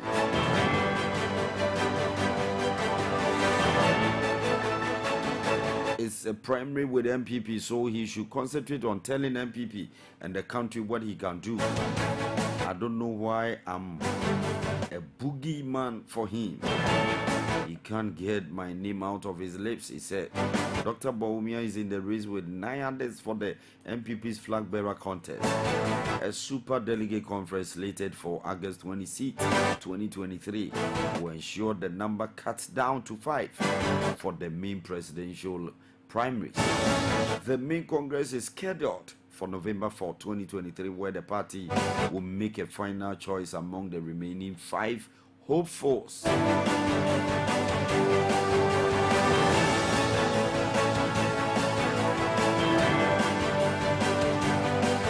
MPP flag bearer hopefuls react to positions on ballot paper. A campaign team member of Dr. Mahamudu Bawumia miracles. Dennis Abuaji says the position of the vice president on the ballot paper does not matter. What matters is delegate ability to recognize his picture at any time to vote for him to emerge victorious, he said. His comment followed the picking of the 10th position by Dr. Bawumia on the ballot paper for the New Patriotics MPP's August 26th Special Delegate Conference in Accra. Responding to whether the position pick was a cause for concern or not in an interview with Umaru Sanda Amadu, Eyewitness News on CDFM, Mr. Boache said for the vice president, it is just part of the processes or stages. I doubt if there is anybody in this country who will miss the picture of the vice president at any time. He's not too concerned about which position he finds himself on the ballot paper. That notwithstanding, voter registration is crucial.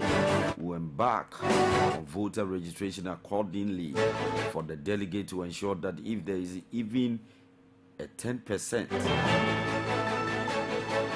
chance that some delegates will miss the vice president image, they will be well educated. Similarly, Kojo Poku, one of the 10 flag bearer hopefuls of the MPP, said that one's position on the ballot paper does not really matter. However, having picked the number 4 means that whenever people urge delegates to vote for a candidate, they will be referring to him. I didn't go into this with a number in mind, but 4 means that from today onwards, nobody will say vote for. So I've now kidnapped that word. So between now and the super delegate conference, nobody will use 4, because my supporters will now use 4 for 4, which everyone says, and they will be talking about Kujopoku he added. Nana Hinto, a spokesperson for Alan Chiramaten, who picked number 2 on the ballot paper, also said that the number does not really matter. However, he urged delegates to vote for the number 2 slot on the ballot. He said Mr. Chiramaten's campaign was going well, adding that nobody would say that this is an easy campaign, but I think that this is one of the fiercest campaigns that is ever going to happen in the MPP. 2007, yes, but I think that this has a different set of dynamics. The end of our editorial. Stick and stay right here. Mpɔtam Morning Show, 25 minutes on top of the hour, 8 a.m. GMT, in the studios of PAPALAW Radio. We stream it live on www.modernghana.com, online radiobox.com. I want you to hit the share button, put it into your search engine, PAPALAW Radio /TV on Facebook and on YouTube, and join the interactive segment. I'm going for a break, and when I'm back, we'll do politics with the politicians. Take a stay right here.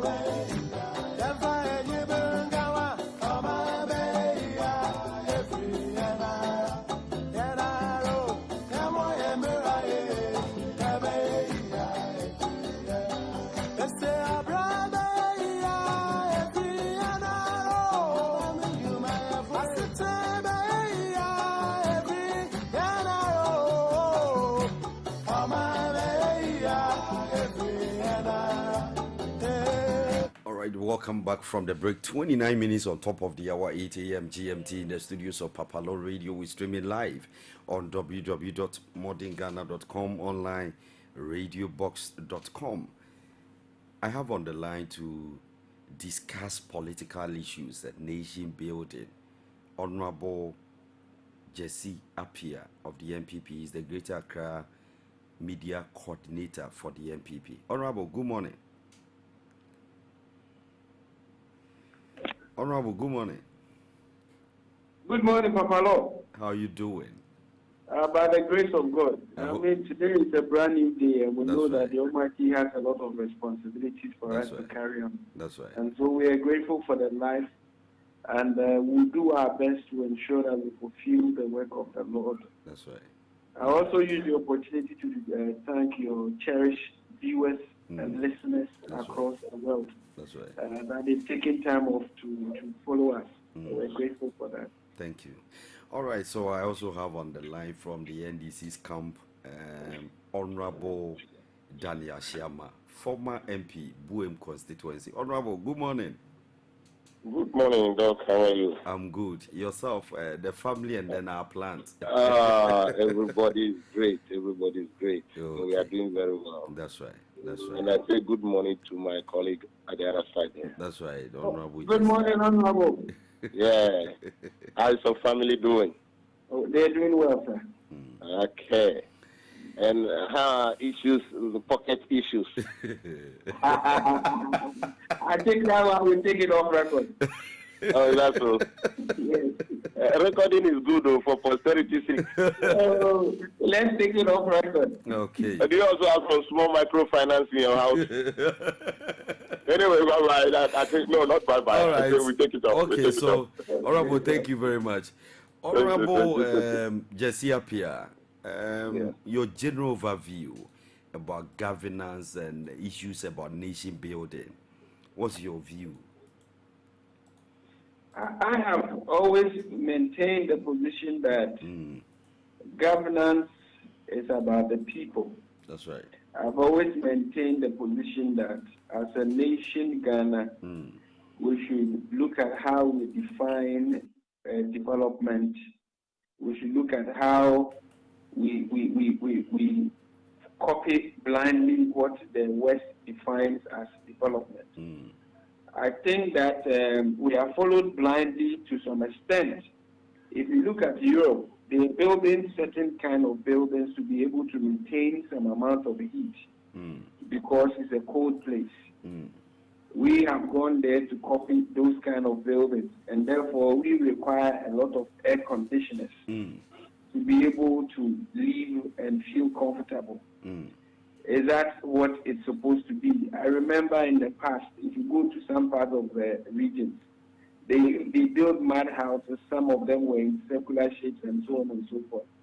The reason for the building was to ensure that people feel comfortable based on our weather conditions.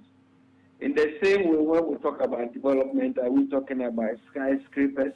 Are we talking about, the number of billionaires in your country and so on and so forth? I think that development, basically for me, should be about the people being able to feed themselves 3 times a day, to be able to have access to quality health, have access to clean water. Those are the basic ones. And then all the others are luxuries for me, because in Accra, you see a lot of tall buildings that are unoccupied. You go and ask for rent, and they say a square meter, and they are now mentioning the price in dollars, and they are all there. I have seen people who are sleeping outside, but there are lots of buildings in Osu and Cantonment. They are not occupied because people cannot afford them. Is that what we call development? So I think that we should look at development all over again. It's the ability to be able to make Ghanaians feel comfortable, to be able to afford 3 square meals a day. That's basically what I feel development should. The development and the concept of governance should be about. The governance should be about the people. Anything else is luxury for me. All right, so let me go to Honorable Daniel Sharma. Honorable, your take, your general overview about Ghana's governance and administrative issues and nation building matters. Yeah, thank you very much once again. And in fact, Sorry. I strongly agree with what my colleague has just said about development. What I'll add is that, yes, like he said, development must be in our context.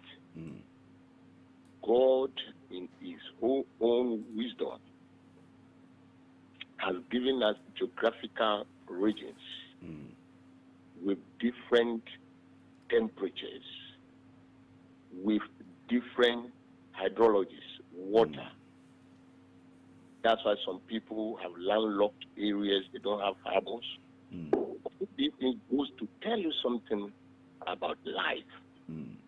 And so, like I said, you cannot be buying a foreign development into your country in toto. You must look at your own environment and take advantage of your environment. Today, we are talking about 850,000 Ghanaians pushed to poverty level in the year 2022. Poverty level. So it means they've moved from their level of trying to get there now down to poverty level. How do we bring these people up? These are the questions. The people becomes poor because of circumstances beyond their control. And so in developing, yes, what type of building are suitable to our environment?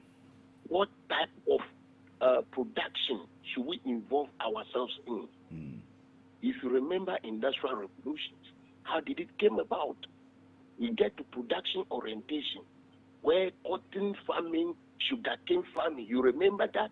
Our brothers and sisters and forefathers were taken over there to go and farm. Whilst people are thinking of developing their country and make their people live good. We couldn't see it that time. And today, it is hitting on our face. Ghana, where we are today, is nothing funny. PAPALAW, I am not going to dabble in any propaganda again because nothing is funny anymore. 860,000 people pushed into poverty levels by the World Bank report. So now how do we get out of that? The government of today, the government of tomorrow must show clearly programs and processes that will take these people out of poverty again. What are those programs? So you look within, you see, and look at what can we do. Plantation farms, not planting for food and job, where people will be talking about rhetorics and carrying plantain sackers to campaign grounds. We need a government focus on production, plantation. If you need a jute sack, you must plant jute. Is that not it? That's right. If you palm oil, you must have palm trees. Is that not it? That's right. If you need sugar, you must have sugar cane farm. If you need cocoa, you must have cocoa farms. The way we are handling these plantations is not good at all. Governments must rethink. All right. Because to move forward in this tandem, it means government will always be borrowing and then throwing the money away. Because government is not carrying any responsibility. If the youth in the rural areas, let's take the regions, we can have plantation farm identified by the agricultural specialist to identify the soil, identify appropriate crops, and then look, first of all, maybe look at the landowners, what will be the agreement, whether it should be PPP, so that the government could take charge. The youth over there should take charge. They should employ them so that, like on these farms, they are not going to work as slaves. They will be paying them. And they will also be motivated to work because they will be getting disposable income. That's right. So when we take a look at it that way, they will be moving forward to take poverty out of our people. All right. So that the nation can develop. Thank you, Honorable. Honorable. PAPALAW. Yes, I'm coming. I'm coming to you. I quickly want to add something to what Honorable has said. I want to touch on that as well. So, Honorable Jesse, you believe that Ghana should have a national development plan, right? I think that is the way to go. If you look at developed countries, and I'm glad Honorable says that we are not going to dabble in any political propaganda. I mean, we should say things the way it should be said, whether to our government or the previous government or the incoming. Whoever is coming. I think that there should be a national plan. Your manifesto should be an addition to the national plan. That's it. If we don't do that, then everything becomes politics as usual. Everybody will come in, with their project. That's I'm right. unable to do them, and then you come and abandon them. This belongs to the NPP or this belongs to the NDP. Let's block them. Let's continue ours. I think it has not helped us. I think I think the late professor was trying to drive something like that. I don't know if you guys remember. I remember that. You see, the bottom line is that we keep talking about abandoned projects. We keep talking about uncompleted projects left, right, center. It is because we do not have a national development plan. It is manifesto based. And therefore, when you come and my manifesto does not support what you are doing, I leave them. And I think that will not help us. And then what I wanted to say quickly, you remember when, some time ago, when former Philippine president came to Ghana, President Nkrumah took him to University of Ghana. Then Professor Kwabon was the chancellor of the university. And Professor Dr. Nkrumah was so happy to introduce a black man, a Ghanaian, as the chancellor of a university. So Mr. Lee Kuan Yew then wanted to find out what course has this man studied. He said, oh, he's a professor of classics and Latin. I am not in any way saying that it's not a good course. But for him, he felt that as a country with so much arable land, as a country with an agricultural background, why can't we have our professors and our doctors? Why can't we have our professors and our doctors pursue agricultural technology, agri economics, and what have you, so that we can till the land to make them useful, so that we can add value to our land. But of course, like we were saying, our development basically has been, and currently, if you go to our universities, the kind of courses that people are studying, and with all due respect, I ask myself, so these people finish their programs, and what are they coming to do? You understand? We are training our people for non-existent white-collar jobs. So, Honorable, you think, or you don't think, is one of the reasons or the contributing factors to unemployment issues here in Ghana? For me, I think that where we should be channeling our energies, we have overlooked that. Because the number one thing, and I take examples from other parts of the world, I mean, irrespective of who you are, you would eat.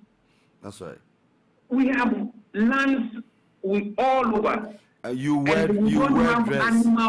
don't have animals grazing them. And we are buying cow feed, pig feed, and all these things outside of Ghana. Meanwhile, we have them here. Exactly. You understand?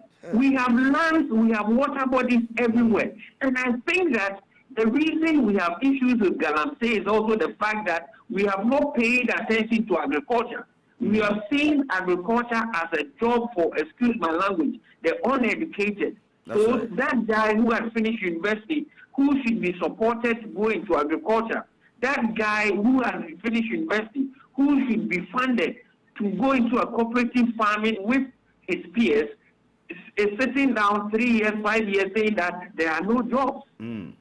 Is that the way to go? I think that we should redefine our education. We should redefine our development. We should redefine so many things. Brazil is the big brother of South America. Why? Because of agriculture. Today, if you are in the bad books of Brazil and you are in South America, it means that you are going to starve. Why can't we become the full basket of West Africa and Africa at a point? All right. Thank you very much. I think your submissions are full of wisdom, and I think government, subsequent government and current government will take a clue out of what we've just shared. So let's zoom straight into stories for today. We have not legalized marijuana use. Speaker of Parliament, Amoabeng, clarifies.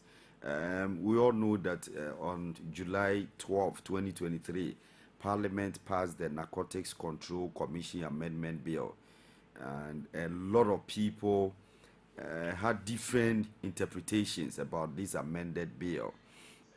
But the country is interested in cultivating cannabis for industrial and medicinal purposes. It's not for recreational use. Honorable Jesse, your take on this one? I think that from day one, a lot of people, you remember the ever popular, let me add ever to it, John Dumelo said that if we could legalize the cultivation of marijuana, he could create thousands of jobs. For me, I think that he was not saying it in a negative way, because we have seen the medicinal properties of the herb. And I say that carefully. I mean, we know that it is used in the production of hair products, it's used in producing some of the over-the-counter medicines and so on and so forth. I think that as a country, people realize that there are a lot that we could gain from it. Even though some people also believe that even cocoa we have not been able to do much with.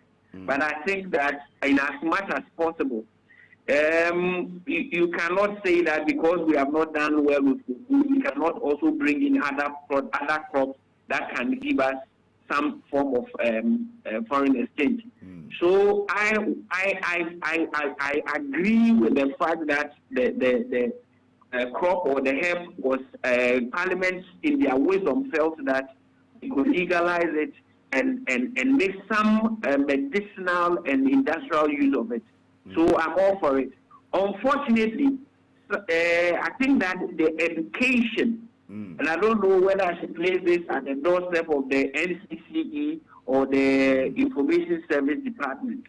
You see, sometimes when certain policies are made, it beholds on the nation and some responsible institutions to go down and educate people about what a certain policy is and what the direction is. And I think that is where we are faulted.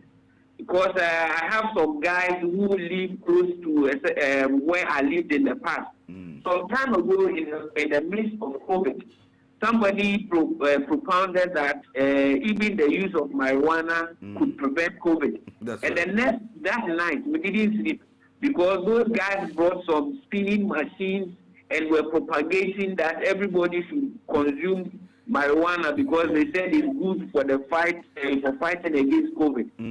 I don't think that is the way we want to go. And so I feel that the NCC and then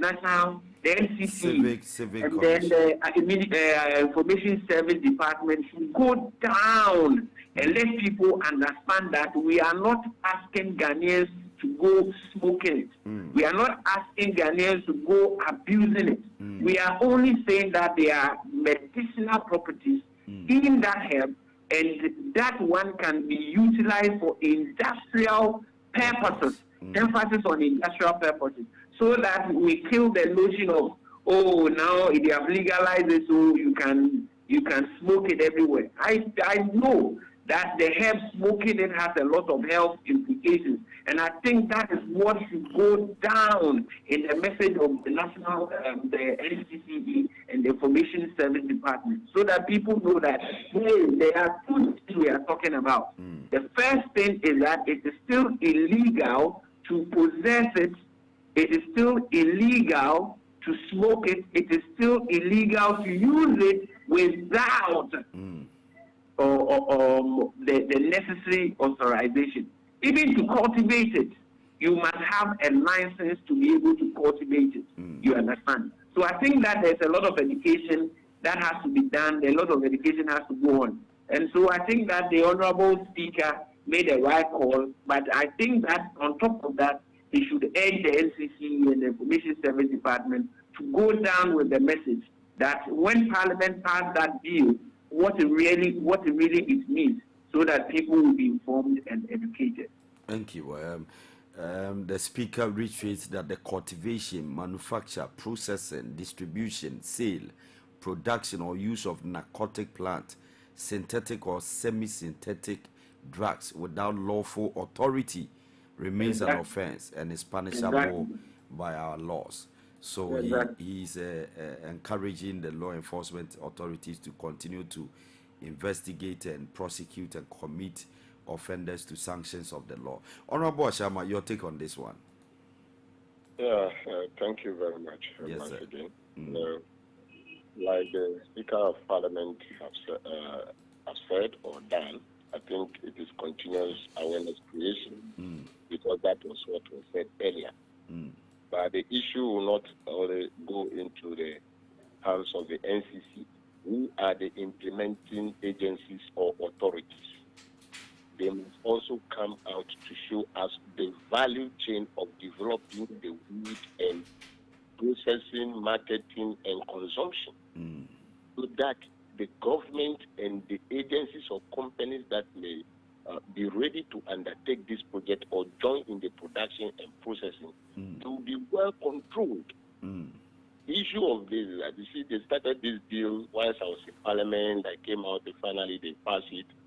But you realize that on the social media, the weed fanatics, let me put it that way, the weed fanatic, they run to town with them for, oh, now Parliament has passed it. We will now smoke.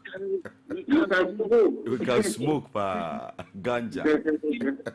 The implementing authorities, the powers that be, must come out quickly and continuously.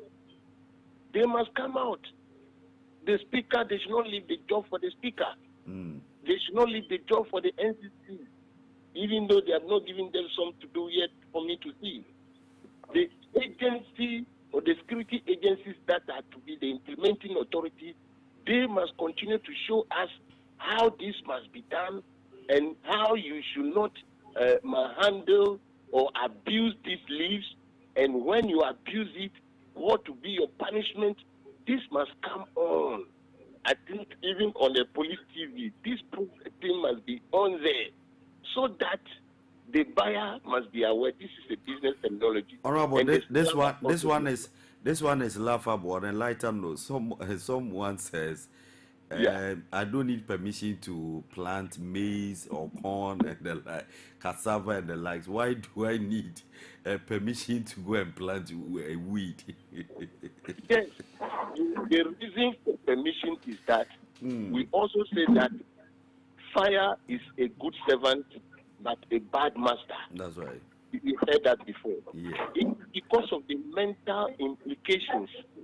When you overtake that drug or abuse that leaf, that is what we say you should ask permission. Because when you move around downtown, I will not mention any community, and you see the youth who are just on the street, and you know clearly that drug abuse.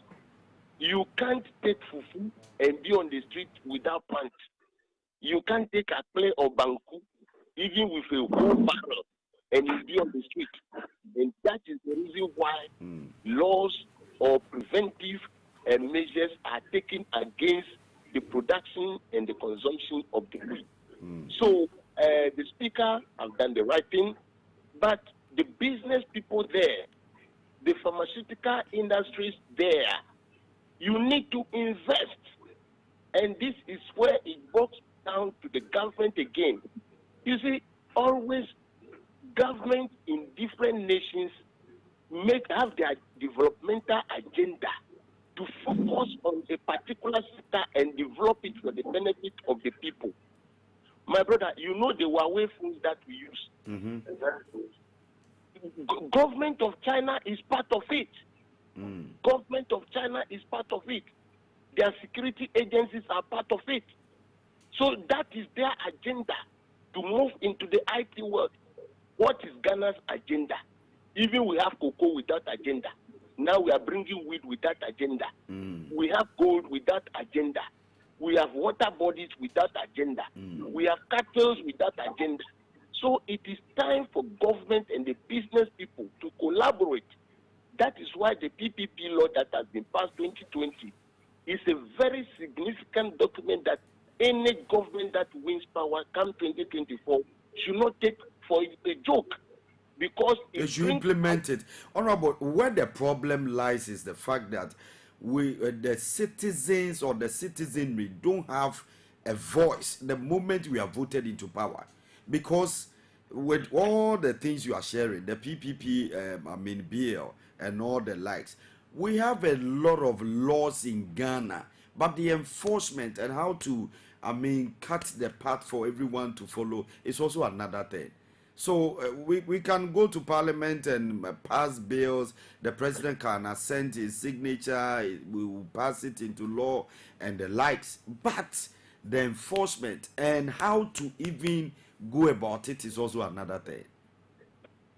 You see, the PPP law that I'm talking about, it has just been passed.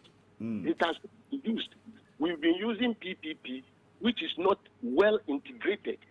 I agree. Now I am saying that we must make it an agenda. Now there is one PPP that happens that the way the framework was done has actually prevented, excuse me to digress a bit, the NPP government, the Ameri deal. You get it right? The Ameri deal was on the PPP that if you cancel, you are going to pay everything. You're going to pay more. That is what has prevented NPP government not to cancel that deal. Today, that whole plant becomes Ghana's asset. Other than that, like Ejaku said, they were going to cancel it because they use it to campaign.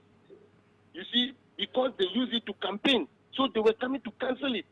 So you realize that their cancellation is not based on any analysis, but it is on political chauvinism, which is not good.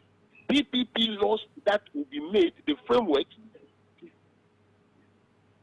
PPP laws that will be made should ensure that such laws that binds the whole nation to bring profit should be enacted so that when a Ghanaian, my brother, Ghanaians have money, but with the governments of today, like you said, are not showing them the way to bring out their money to develop this nation. And unfortunately, to all the political parties inclusive, when Ghanaians are developing business, you rather see that it is the government of the day or government or at that time who rather come and destroy your business. The government rather destroy business instead of government rather helping Ghanaians to develop business. So these are the new areas that we must fly into. Right. This new business environment, the growth of wheat and all that, must also look at this critically. The industries that can do. Maybe when we go to Burkina Faso, they cannot grow it. We have a very good climatic condition we can grow it. Why can't we take advantage of it? So we should be looking at it at that particular question. Thank you. Since you guys are talking about business environment, Honorable Carr, do you have anything to say before we move to our next topic? 1 minute. Well, I think that the honorable, my honorable Ashiyama made some comments about the Ameri deal. And that is the only comment I want to make. I know you go there. I know no, I'm not going to go into details. I only want to say that, I mean, the Honorable Ejaku had made certain pronouncements. I think that he picked and chose what he wanted. He said that the deal they felt was expensive. And in the past, I have told you how we were paying 510 million for 250. And then in Egypt, they were paying 1.8 billion, 1.3 billion for 1,800 megawatts. So if you do the computation, obviously you know that the Ameri was expensive. Again, he said that the amount we were paying per megawatt was expensive. And the revision we made was going to cost about $11 to $12. So obviously it was a good arrangement, except that things didn't go the way we wanted. So it wasn't for political chauvinism. It was for a good cause. And obviously, if you look at the figures and the analysis presented, obviously from where you get the information from, you will know that it was for a good cause. All right. Since all of us believe that we have to create an enabling environment for private-owned businesses to thrive, the next story is about Mr. Amoabeng. Don't accept chieftaincy titles. It will drain your finances and time. Amoabeng tells business owners. We all know about the co-founder of the now defunct UT Bank, Prince Amoabeng. He has advised businessmen to be wary of chieftaincy titles and to avoid necessary evils. Quote and unquote, he means he means those politicians and pastors and chiefs are necessary evils because they can give you the right connections, but they can also milk you, and they can also raise the status quo of your company to a high status. But at the end of the day, you need to be careful. Don't accept chieftaincy titles. Let me go to Honorable Carl. What's your take on this one? Politicians, chiefs, pastors, they said they prey on you, take advantage of you, milk you, collapse your business. Since we all want to see businesses grow in Ghana and add to our GDP and all that. Honorable, your take on this one? I think that basically the Honorable Ashiyama made some profound comments, and I want to stand on those comments to make this submission. I think that if you are a country and you don't have deliberate plans to grow your country, if you don't have deliberate plans to make your economy work, then other people will take advantage of your country. That's right.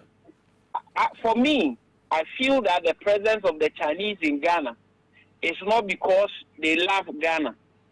They are in Ghana because they have found out that there are certain things we are not exploiting, and therefore they are here to exploit them. So that is number one. So as a government, as a people, what is our plan to ensuring that the good people of Ghana become better off? So for the politicians, I think that their fixation should not be about who belongs to our party and who does not belong to our party. Exactly. But their fixation, how do we grow Ghanaian businesses? I think that should be the number one concern. If we do that, then I think that Ghana will be better off. Again, in terms of the pastors and what have you, I think that in as much as we have to be Christian, I'm a Christian. Yeah. I believe in the Bible. I believe in the teachings of the Bible. I believe in giving. I believe in everything. But must you go to church with your heart and not your head? That's right. Because I have realized, and I say this carefully, I have realized that when I was a kid, there were magicians on the streets. I have realized that there were people, you know, these Niger women who will come carrying stuff and tell you they can reveal whatever. That's right. Do you believe in everything they say? Now, the magicians who used to be on our road, where are they? They're in the church. They have all found their way in the church because they have realized that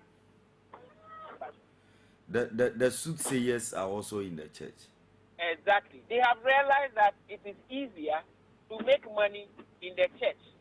And therefore, if you are going in the to church, be a member of in the church, you come with your heart, not your head. So you don't think when the pastor says anything, you just go strictly according to that. Unfortunately, that is what is happening. That's right. So I am suggesting that it is good to be a Christian. It is good to be a Muslim. It is good to believe in any faith that you feel you believe in, because Ghana believes in multi-religion. That's right. But the bottom line is that please worship and worship with your head. Then the last but not the least, I feel that the O2 for Osei is an embodiment of our tradition and chieftaincy. I think that anybody or most people would envy the position of the O2. That's right. You understand?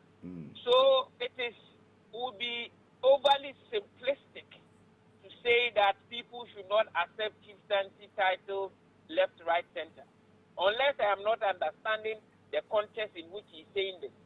But I think that we have Togbi Afede, who has shown how you can marry chieftaincy and still be a successful entrepreneur. Person. That's right. We have seen how O24 and his foundation is affecting the lives of people in education. We have seen how the Omahino of Esikado, Nana Kobnanketia, that's right. Made chieftaincy that beautiful. We remember so many other chiefs who have contributed immensely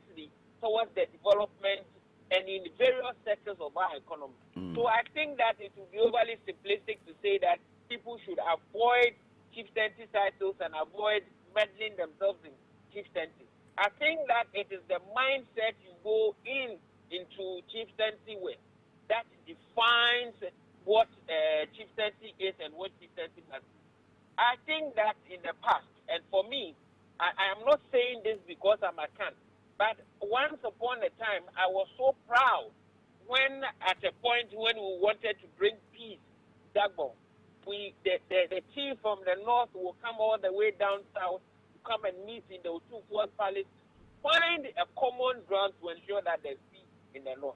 And I think that as a chieftaincy and as an institution, except that we have allowed some amount of politics to creep into it, but I think that it is one of the few institutions that is putting our democracy, one of the institutions that is putting the sanity and preserving the culture and the traditions of our country. And I think that chieftaincy shouldn't be something that as a people will toy with, because there's a saying in a can that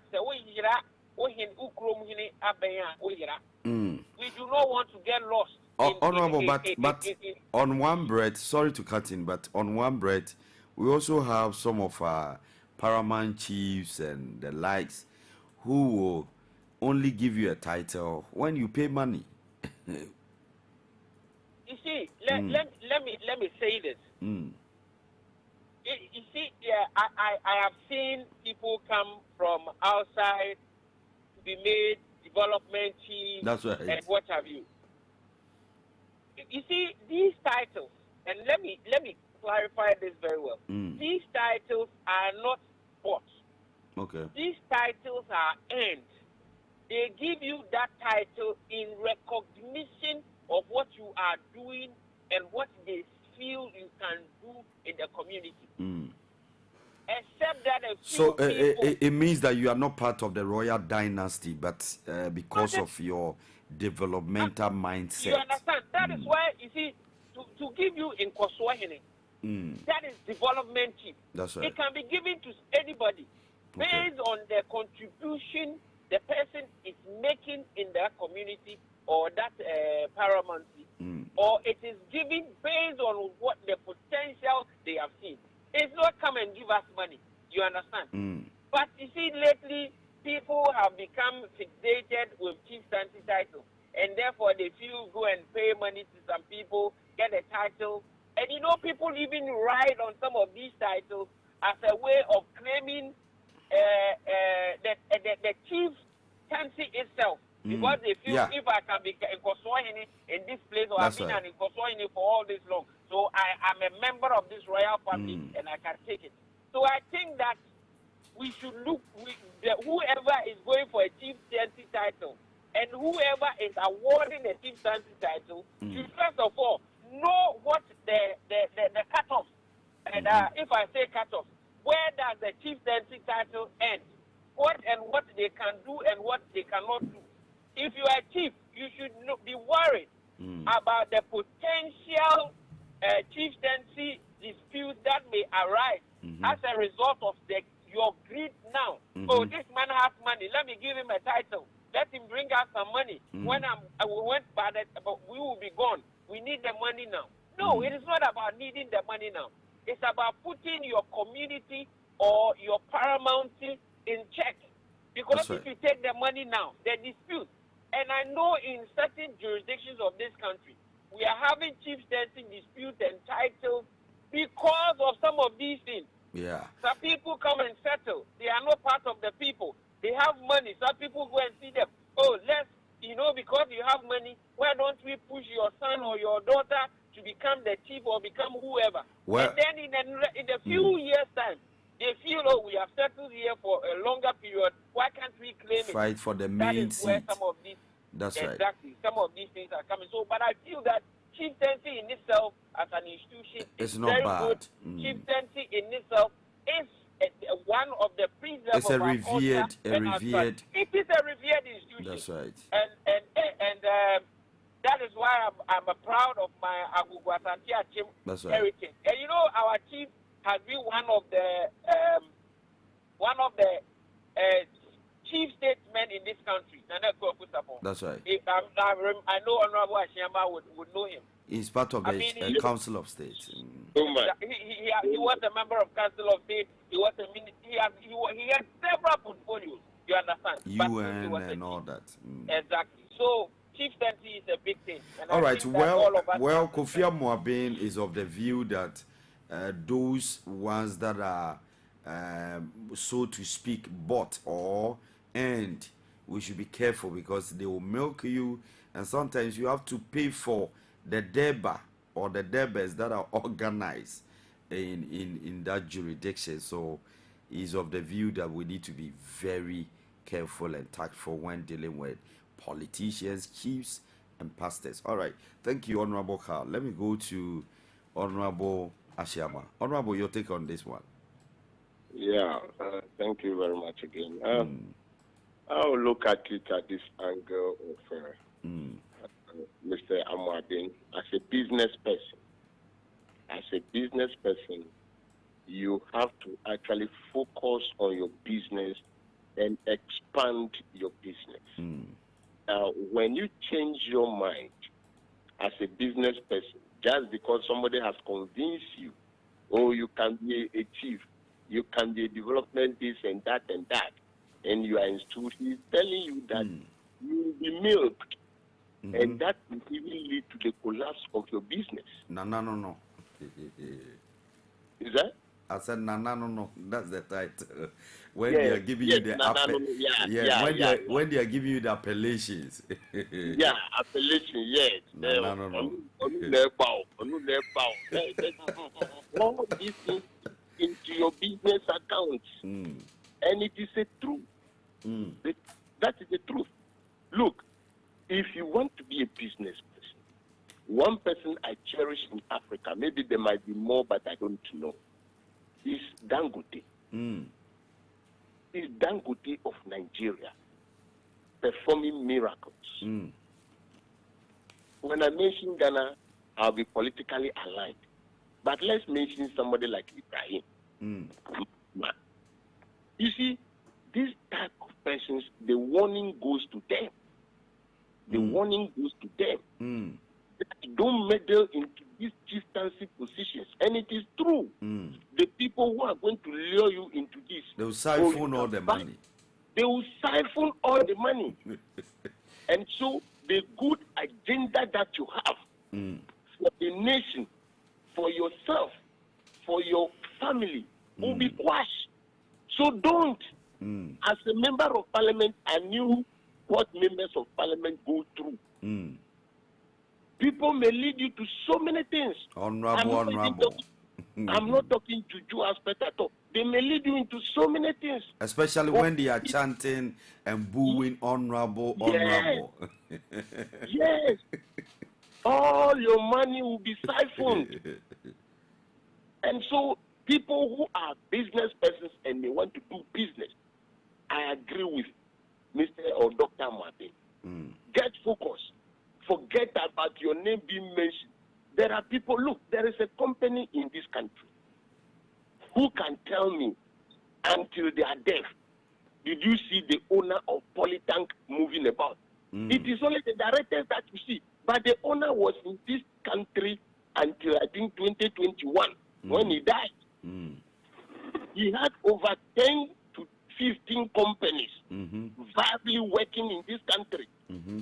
He employed over 2,000 people. But you never see him anywhere. You never see him anywhere. And he came to this country in 1967. He's dead and gone. His companies are still booming in this country. This is what Ghanaian business people should focus on.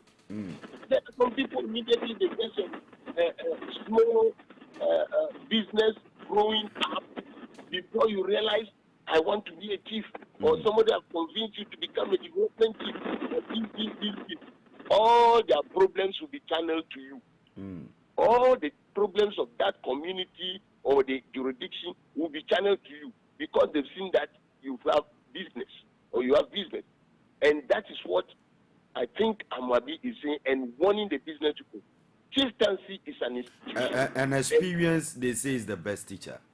Yes. Chieftaincy is an constitution, and we all respect it. Those who belong to that group can move in. But those of us who did not belong to that group, but we want to maneuver, somebody tell us, you have to struggle, go to court, change this paper, do this. All before you realize your business is gone. We need strong business people in this country to employ the looming multitude of unemployed youths in this country, and then the poverty in this country. So to me, it is a very good warning and a wake-up call. All right, thank you very much. In the studio is 60 minutes on top of the hour, 9 a.m. GMT in the studios of PAPALAW Radio show produced by GH, my co-host David Santos. Honorables, the next story is I will bring back death penalty if I become president. Obri Buahim, former deputy general secretary of the New Patriotic Party. And I know Obri Buahim has criticized parliament decision to abolish the death penalty from the constitution. Honorable Carl, your take on this one. Where do you stand? Now the death penalty has been abolished.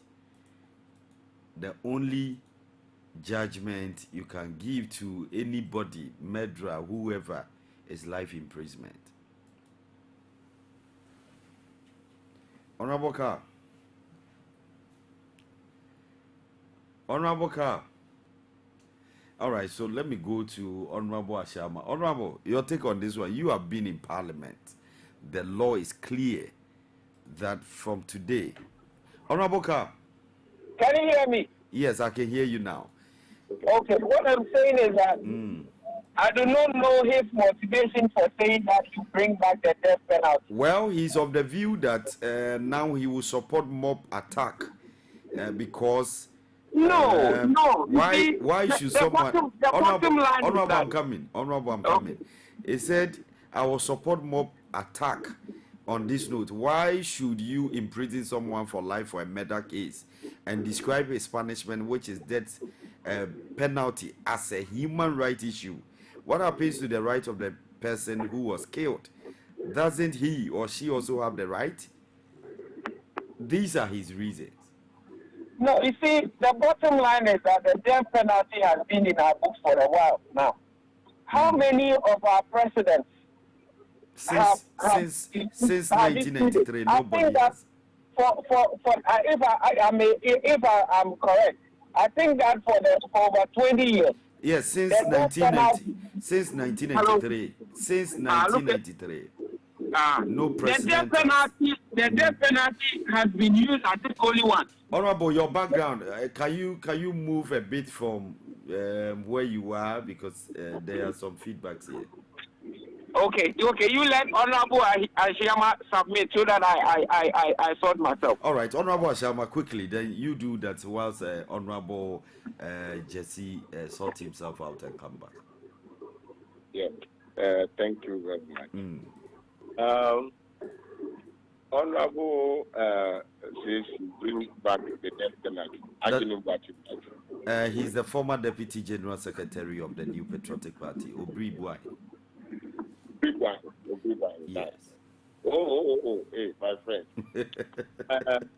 Interestingly, he's a lawyer. Honorable Ashama. Yeah. Interestingly, Obri Buahim is a lawyer, and the lawyer is saying, I'll support mob attack on this note. Yeah. Why should you imprison someone for life, for a murder case, and describe his punishment, which is death, as a human rights issue? What happens to the right of the person who was also killed? Yes, the truth of the matter. PAPALAW, can you hear me?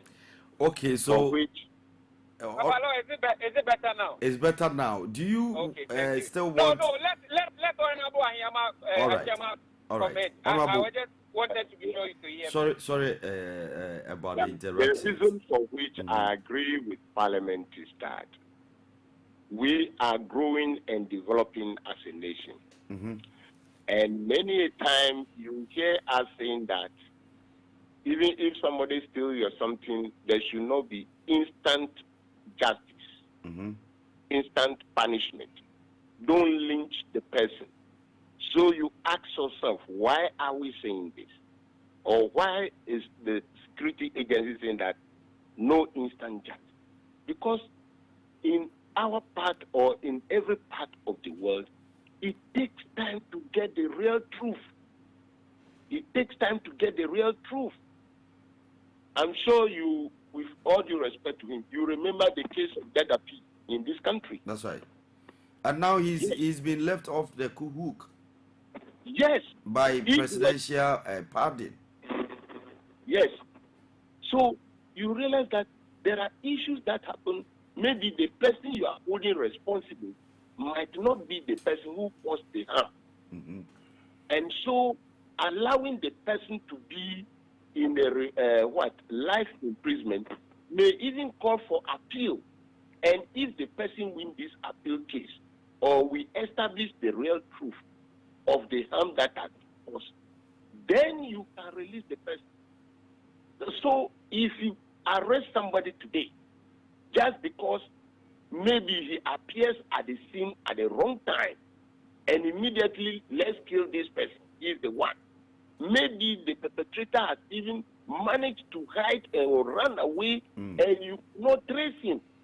But the person who appears there wrongly at the wrong time has been arrested. Then we say, okay, this person given capital punishment. Straightforward, go and kill him. Then you see that will be causing more harm to the society than we thought. So it is good to have life imprisonment where other investigations could be going on, and then if nothing happens, there you be. But if something better happens, then you go away. Then the state may not even regret, even though the state does not regret though, but let's say so that the state may not regret that maybe we've killed a wrong person. So it is very good. Like my brother, you just mentioned, from 1993 to 2023, about 30 years. Is that not it? Yes. That capital punishment has not been meted out to anybody. But Honorable, was Ghana under pressure to repeal that law? Because Amnesty International was on our case, other human rights organizations, international bodies, speaking against this death penalty law in our constitution. Was Ghana under pressure? A decision that was taken for 30 years, or for at the length of 30 years, you can't describe that nation to be under any pressure. It is a thought-through decision that the parliament have taken. But the first to jubilate were these human rights institutions, the international bodies. I listened to the interview granted by the country director, Amnesty International in Ghana, and she was very excited. Honorable Francis Sosu Xavier also jubilating over all this because he pushed this agenda so hard that eventually he has the results. He's gone through. Oh, professionally, they will jubilate. You get it right. But you have to ask yourself whether the law that has been passed makes sense. Professionally, they may jubilate. Professionally, they may use it to source more funds. And that is why NGOs existed for. If you are delivering, you get more funds. And those working at in the NGOs too, they are employees. Is that not it? That's so right. If you're not delivering, how do you make money? So professionally, let's give it to them. But as human beings, as Ghanaians, that the law makes sense. And I'm saying, yes, it makes sense. Because of wrong punishment that some people meted out to some people in the past, and it may happen in the future. How do we find ways to stop them? Let the person be there. If the family people are ready to go in for appeal, and they are able to establish that that person is innocent, that person will be acquitted and discharged. We've been saying this on the international media. Even this week, it happened that somebody who has been jailed for a number of years have been acquitted and discharged because finally they found out that it's not the cause of that. That is what this law comes to cure in our country too. So it's about humility. Now, if you say you attack people, you do this, you know. Yes, my Honorable Obrigwa, he's a lawyer. I respect him for that. But I'm sure he's also talking from a particular angle. But in generality, this law makes sense for Ghanaians so that we can live and live as human beings who will not be afraid that at the strike of any problem, you'll be shot dead. We hate fools, we hate firing squad, and why do we want to encourage that this capital punishment should be in our books? Honorable, don't you also think that this will encourage people to kill more? No. To kill more. Yes. How are they kill? They say you go for life imprisonment. Is being in life imprisonment or in the prison a very easy thing? It is not easy. Are we not pampering Medress on human rights grounds? Is that? Are we not pampering Medress on human rights grounds? Oh, no, not at all. My brother, being in a prison for a day is not a joke. It's not a joke at all. Especially in Ghanaian prisons. Yes, especially in Ghanaian prison. If it's Europe or America, that place, there's no problem. That place, they watch movies and play basketball and everything. So I think we are not pampering anybody. But in any case, when God created the Garden of Eden, did you hear any praise? No. God created us to live in peace and in harmony. And we must continue to teach ourselves to love each other. So this law is even bringing love among Ghanaians. We should laugh so that before you know that you are being sent for life imprisonment, then something serious has happened. But you are not going to be shot. You will not be seen shot dead because somebody have died. But this is the time for the national security agencies to be working hard. Prevention is better than what? Cure. We don't have to wait that somebody should die before we say that somebody should go for life imprisonment. They will also end their praise that, oh, for the whole of this year, nothing bad has happened in this country, but we've not heard any bad story. That is what the security agencies of this country should also be working towards. That is what every Ghanaian too should also be working towards. That is what we politicians should be working towards. Don't try to eliminate your brother or your sister because of position. All right. Not at all. All right. And you send somebody to do anything untoward. Love is supreme. So take it as capital punishment. All right, so let me pose the same question to Honorable Jesse Apia. Honorable, don't you think this approach means the right of those killed are overlooked? I think that the Honorable Ashiyama has said everything. The bottom line is that that law has been in our book for a long time. How often has it been used? It is almost more or less redundant. And I also agree with him on the fact that in some of in the United States, for example, recently a certain guy who had been in prison for I think about 22 years because he was accused by a small boy that he committed a certain crime. It turns out that he didn't. After 22 years, he's out. He's been compensated. And Mandy, this Chelsea player, 13 charges were dropped, and the guy's future is in limbo. There are so many instances, you understand? So I feel that, and like Honorable said again, I mean, even in the United States, you see, sometimes you look at your circumstance. In the United States, to be in prison, though a Ghanaian probably may prefer to be in prison in the United States, but an American who lives in America, who has all his freedoms and liberties, to be in prison for 1 month is a big deal. So for someone to go to prison for life for committing an offense, I think that it is not a joke. Unfortunately, if I heard you right, if the Honorable our former Deputy General Secretary said he will support mob action. Yes. I think that is unfortunate. We cannot encourage such barbaric acts. Well, he gave his reason. No, but you see, the bottom line is that we are in this country where a certain military officer was killed because people, Yeah. quote and unquote, Captain said Mahama. they perceived that he was a thief, and that is why they lynched him. There are some doctors, I think sometime in the past, who were lynched. I think about 3 of them, because some people perceived that they were thieves. Even in South America, our great Lucky Dube was killed because of some of these mob actions, because some people said they mistook him for a Nigerian. We go That was a mistaken identity. Exactly. So please, we shouldn't encourage mob action at all. Honorable, you know, this instant justice and what have you will not help this country. All It right. would rather make it lawless. We should rather agree that the people go to prison and go and learn lessons there. So what about those who are intentional about it, hold a gun or maybe take a club or a stick, hit somebody intentionally, kills the person? Such a person should have life imprisonment? No, boss, you see, I think that we do not understand the gravity of being in prison for life to me.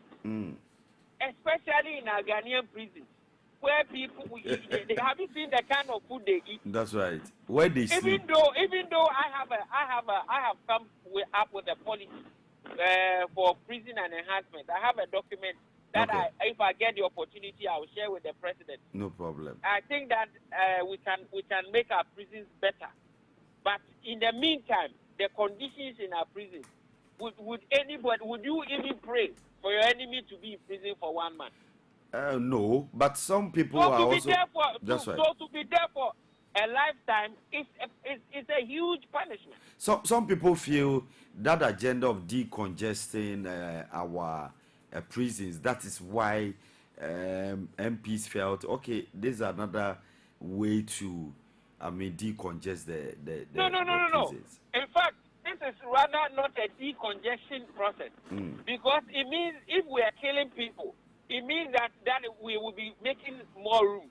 But if we are putting more people in prison, then it means that we are not decongesting, but rather we are populating it.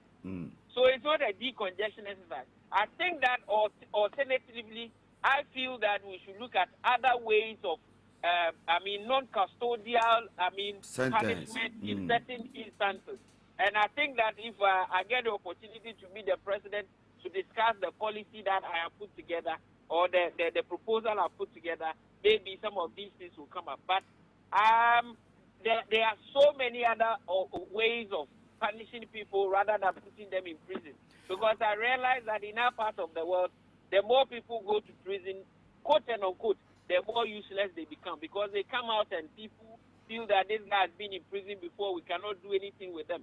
But if we are able to put our prisons properly... Well, the prisons is also a place for correctional center. Unfortunately, in our case, it is not. That's right. They because become even hardened. the space there does not allow for the kind of corrections that, a prison should be correctional, should be skills training, should be, we should have psychologists, counselors go there and engage them. Is that the case in our prisons? No. It's a no. So I think that to be in prison is a punishment in itself. And a life imprisonment it cannot be, we cannot say it is softer than death penalty. All right. Thank you very much. I appreciate your submissions. We'll take our final story, and then this is politics, pure politics. He's never been on the ballot. Mahama claps back, replies Bawumia over "I have beaten Mahama twice" comment. Honorable Ashama, this is coming from your camp, so I'll start with you. I'm sure you saw the video when His Excellency Dr. Bawumia was on his campaign tour somewhere in the Ashanti region. He made an emphatic statement that he's beating the former President John Dramani Mahama twice, and he knows how to beat him again. Your take on this one? Your candidate, His Excellency John Dramani Mahama, has clapped back at Vice President Dr. Bawumia. Thank you very much. And in any case, I think Vice President have carefully chosen his audience that he was speaking to. And maybe they may not understand what he was saying, and so he spoke, and then they clapped for him. Whether they clap or not, I don't know. But as an adult, when I ask myself this question, as President Bawumia picture and former President John Dramani Mahama been on a ballot before? Presidential ballot, actually. Yeah, on what? Presidential ballot. Yes, presidential ballot before? No. So if it is no, let's see how a statesman is deceiving his followers. These are some of the things we are talking about. It is no, never. Well, former president has set the record. He said, well, I beat Nana-Addo once in 2012. Nana-Addo also beat me in 2016 and 2020. And it's unfortunate that Nana-Addo's face will not appear on the ballot. He would have beaten Nana-Addo to equalize the record. Yeah, that is the vice president. But we must do the intellectual analysis here. And that is what I said earlier. That vice president's face and former President Mahama's face has never been on ballot to contest before. And that is a fact. And that is a lie on the side of vice president. But if we want to compare them on vice presidential levels, that one I will agree. I will agree that they have been vice president before. But has his record beat that of Mahama? No. Or I am lying. When you take Mahama's inflation, former president, his inflation was 15%. What inflation is handling today? You get it right. So these are the issues that we have to compare. The growth in 2011 of Mahama was 14.4% or 14.2%. What is the growth of Bawumia today as vice president?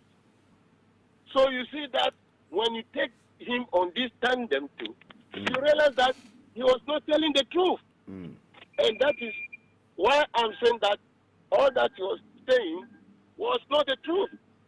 But, you know, it is time for politics again. And everybody is trying to campaign to his audience. But does it mean when we are heading into elections, it's about sloganeering and all that? It's like the slogans keep coming. And that is where I will plead with the youth of today. You've got free SHS. You are educated. You can read. You can write.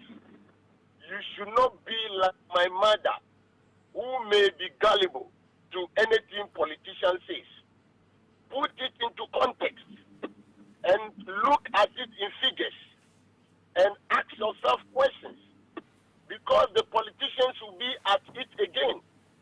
The situation of Ghana today is so dire.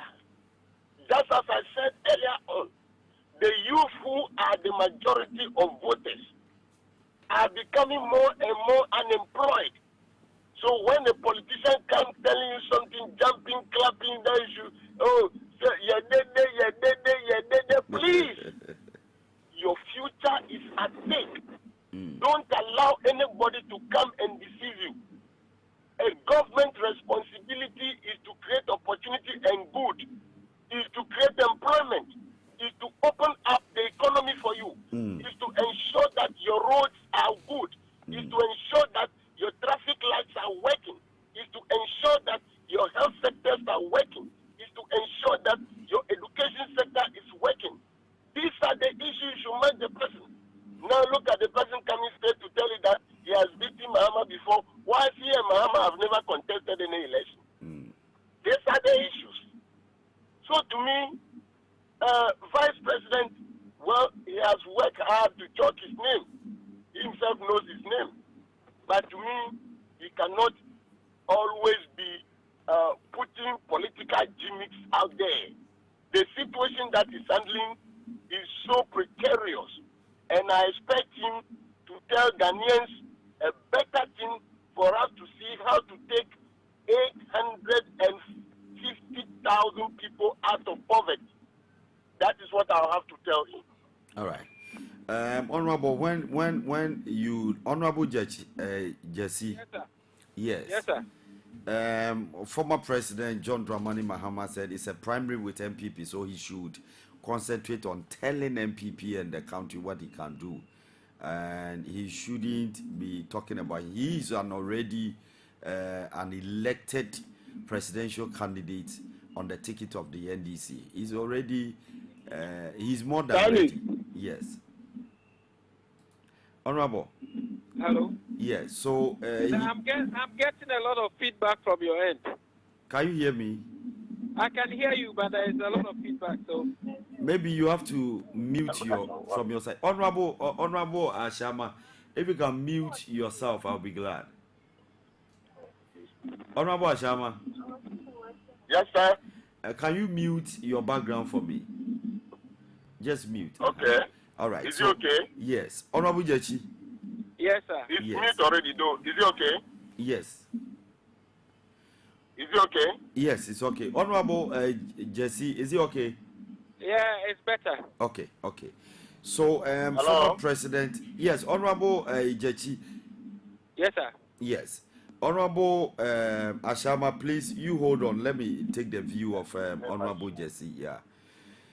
Former President John Dramani Mahama believes that it's primary with MPP. So Dr. Bawumia should concentrate on telling the MPP what he can do, not to talk about him. He's an already prepared presidential candidate for the NDC. Your take on this one?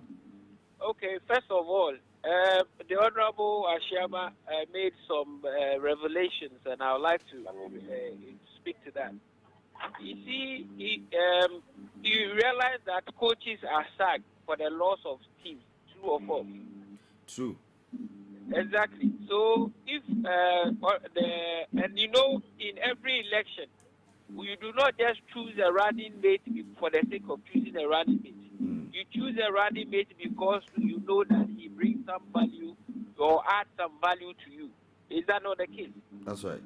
And so if the Honorable, if our former president, our current vice president, His Excellency Bawumia, says that he has beaten Mahama before, he's right to say that he has beaten Mahama twice. You don't think he supported his boss to win, but his face wasn't on the No, you see, that's why I'm saying that in football, though the coach may never be on the field, but he takes a lot of the blame for the performance of the team. So in this regard, Dr. Bawumia was the referee, right?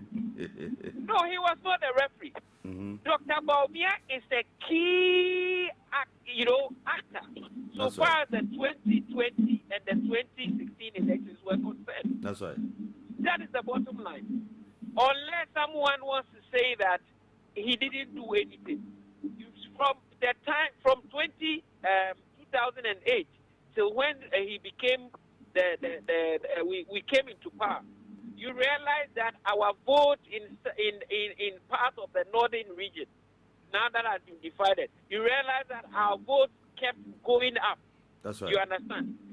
So you know that is why. Honorable Ashama, I don't know if it's one of you, your background, I can hear some big bang. No, I'm sitting in the car, so that's not. Then maybe Honorable Ashama. No, I'm just sitting in my car. Oh, okay. You're also in your car. Wow. Because I don't know if it's me alone, but I can hear some big bang. I can also hear that. Bam. But anyway. All right, you go ahead. So the bottom line is that if the strategist or the one, the coach can be sacked, then why can't the coach also take glory for victory? Okay. It's as simple as that. So the Honorable His Excellency Dr. Mahmoud Bawumia is right say that he has beaten former President twice, and I agree with him.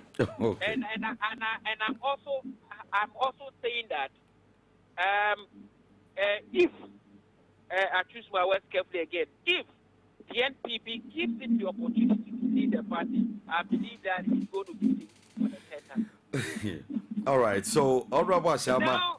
Now fast forward. That's right. Fast forward. You see, someone, I don't know, when we come to talk about unemployment, job creation, and you see, I feel that we should treat some of these things holistically, because we have been in this country where a sitting president has told the youth emphatically that he is not a magician to give them jobs. We have been in this country where a sitting president has said that the youth of our country lack the necessary qualifications to be employed. We have been in this country where a minister of state has said that the youth, in order to be able to acquire employable skills, must go and get a sickle, go and cut grass and put them by the roadside and sell so that they can make some money. We are in this country where the famous Unemployed Graduate Association was formed. At the time we came to power, the president of the Unemployed Graduate Association want employment. So when they called him, he said he was at work. We agree that we have not been able to employ everybody. But when it comes to job creation, when it comes to putting the youth first, I think, and I know and I believe, and even the NDC also believe that we have done better in that regard. So if someone says that we should put unemployment at the doorstep of the NPP alone, then it is problematic. That's right. Because we are in this country where people graduated from teacher training colleges, people graduated from nursing training colleges, and were not posted until our government came into power. So when you say that the myriad of issues confronting the youth, the vice president should concentrate on that and not talk about any other thing, then I think we have a problem in this country. I think that as a party, we may not have solved all problems of Ghanaians, but I think that in terms of employment creation, our track record is far superior than those who purport that they can do more. In any case, those who are promising to create Okada jobs, those who are promising to create all kinds of jobs that they do not even have a policy on, can you trust them than those who are already creating employment? So I think that the vice president stands tall. If you are talking about certain economic indicators, we also need to compare the life with life. We are comparing the economy.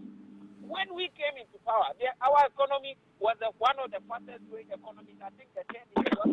Why are we not having that? But when we have challenges, then we decide to talk about those things.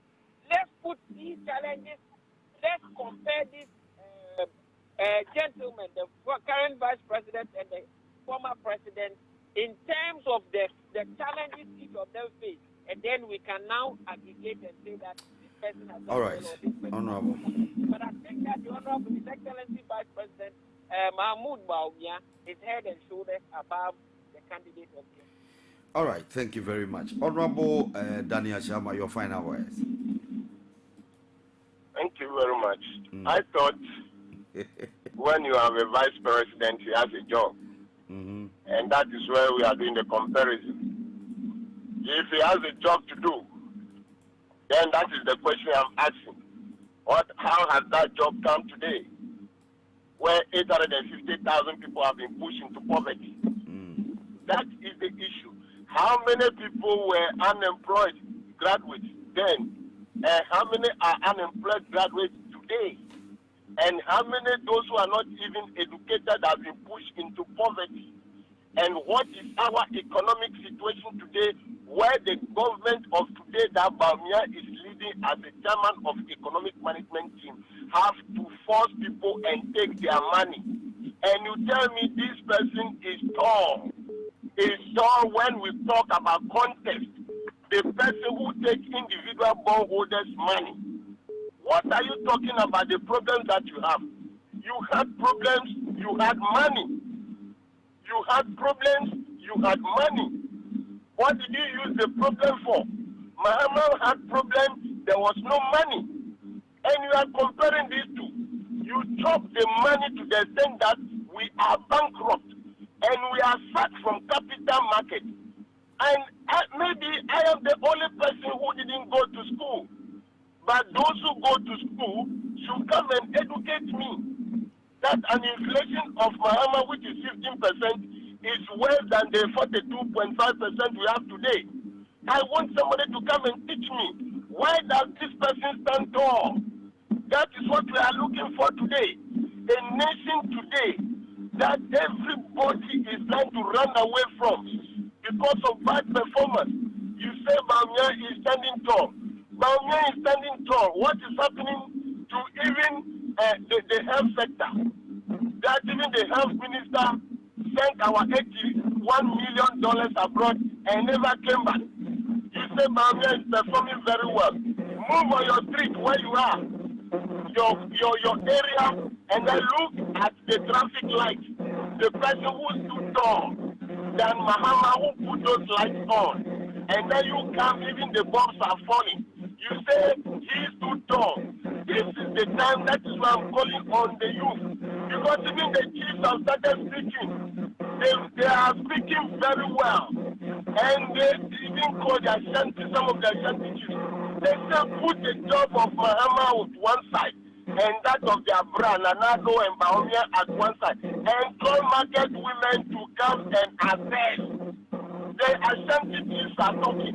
Not only Ashanti chiefs, well-meaning Ghanaians are talking. Looking at our economy today, you tell me Baumia too tall, then that is very okay. Because it means you don't want us to tell the people the truth. We should lie to them again and come to power. What is all about Baumia? With the person who said that it's economic strategies, but today is moving on with digitalization. The digitalization built on infrastructure. The infrastructure was built by Mahama. What are you telling me that where does Baumia stand tall here? So please, if you want somebody to believe you, not those of us who didn't attend school, that is why I say I didn't attend school. And maybe I'm the only, excuse me to say, with all due respect, the only person who don't know book. Go and tell those who know book to come and explain to me. Because I don't see where anybody will stand tall with these economic challenges that you are talking about. Mahama had Dumso. He managed it. How much did he borrow? Baumia and Nanado borrowed getting to 500 billion day alone. And what are you telling me today? PAPALAW, I rest my case. All right. Honorable Jesse Apia, your final words. But you see, it is easier to throw around words and say that, the health minister has run away with this and the health minister has run away with that. I would rather have my electricity on than to sleep in Dumso. And for that matter, I feel that the Honorable, His Excellency, the Vice President, has done well. I would rather want the majority of Ghanaians who would hitherto never have seen secondary school classrooms to be in the classrooms. And for that matter, I feel that His Excellency Baumia has done well. When we talk about digitalization, people do not understand digitalization. The bottom line is that if you do not, and you see, when it starts, that when the NDC, when we talk about digitalization, all they think about is that the MPP is trying to disenfranchise people. Our loans are expensive because we do not have data on our people. Hurry up, I'm late. Now we are trying to have a database of our people. We are trying to digitize the economy so that our taxes go to the right places. We are trying to digitize the economy so that we can channel our resources to the right places. And that is why I believe that digitalization is the way to go. Anybody who talks about unprecedented infrastructure will go out and say that a certain road has not been constructed. Are you saying that you constructed those roads and the roads have been taken away by the NPP? No. A government is a continuum. And when you come, you do it to a point, somebody will come and continue. And that is exactly what we are doing. In terms of infrastructure for senior secondary schools, I think that there's nobody who can compare to the NPP. These are some of the track records we are comparing. So it is not a matter of throwing our own work and saying that the NDC has done unprecedented. What is unprecedented? We are talking about unprecedented when those things have never happened before. Have you seen the projects that we are doing in the railway sector? Have you seen the ports that we are building across in our coast? These are the things that we are talking about. Maybe currently you may not see, but in a few years time you see the economic value. These things are going to change for the good of people of Ghana. These are the strategic and visionary thinking that we are talking about. And the vice president is behind most of these things. So let's not belittle the digitalization in any way. If we are able to know our numbers, if we are able to know the number of people who are paying taxes and those who are not paying, then we are on our way to prosperity. And that is the way to go. All right, thank you very much, gentlemen. Hello. Yeah. Hello. Honorable. Hello. Yeah. I have only one question for him. Hello. Honorable. Yes. Are you online? Yes, we are here. Ask him that the Amoabeng gas plant that is seeing this light on, that the MPP people come today to put that there. Who built it? You said government is continuous. Agree. You can't get lights on with water. You can't. That is what we are talking about. But you go and see the type of mountain depth that you've left there. All right, Honorable. PAPALAW, can we ask him to give us better and better particulars of the debt in Ghana Gas, then we can analyze them. No problem. Because so far as I'm concerned, the Ghana Gas company, they left with all the Chinese people around. Now we have Ghanaians manning them, and we are cutting down on expenses. So where are the debt mounted? I say, who built it? Who built it? But you said we are leaving debt, and I'm asking you, and you are saying who built it? Honorable. The gas that you are using to power the American, we'll do it another time. Yeah, don't worry. Don't worry. The plant was rolling. Sorry, Mahama. Honorable, we'll do an extensive one. Thank you so much. Gentlemen, thank you so much. Honorable Jesse Apia, he is the Greater Accra Media Coordinator for the NPP. Honorable, thank you very much for joining us on radio this morning. And Honorable Daniel Shiama, former MP, Buem constituency. All right, David Santos, Attorney General. Yes, shit. The honorables. Almost shall say, oh yeah, you do politics. Say, no, so strength, and do what they are. Obia, person, semi correct, politically correct. Exactly. But we had a good time. Exactly. Yeah, I've learned a lot from them. Your final submissions. Okay, Attorney. Okay, Attorney, thank you very much for the opportunity. Attorney, I want to start from the death penalty being taken off. And I'm so disappointed in Honorable Ashama and Honorable Carl. Do you know why? Tell us. Honorable Ashama was of the view that because we find it difficult in finding the real perpetrators when there is a murder case, the life imprisonment will help to do a thorough investigation. Are we not giving the mindset to the security system to be too slow in this kind of cases? Attorney. Yes, sir. Where there is fear and proper law, carefulness is taken. So when we come out that there is a death penalty, when somebody is sending you to go and murder somebody or go, you be careful. You be careful. You will not even do it because they are not going to listen to you. They are only centering on the fact that some people are always falsely accused, and maybe peradventure, if you should give judgment, say maybe you are going into prison and you be on the death row, it means that you can be killed. That's the death penalty judgment. Sometimes innocent people can be killed innocently. So to avoid that, when the person is on life imprisonment, at least the person can appeal the case in the course of the investigations. Maybe the security agencies might be able to unravel some secret and know the real perpetrators. But that is on one breath. Okay. But the reality is, what if the person is found culpable of that particular act? And you just tell me the person goes into life imprisonment, and Carl was trying to explain what we mean by life imprisonment, the uncomfortable situation in our prison. It's not enough. Yes, yes, Attorney, you see, we shouldn't talk like that. You know, when it happens to you, you find a nice way of speaking.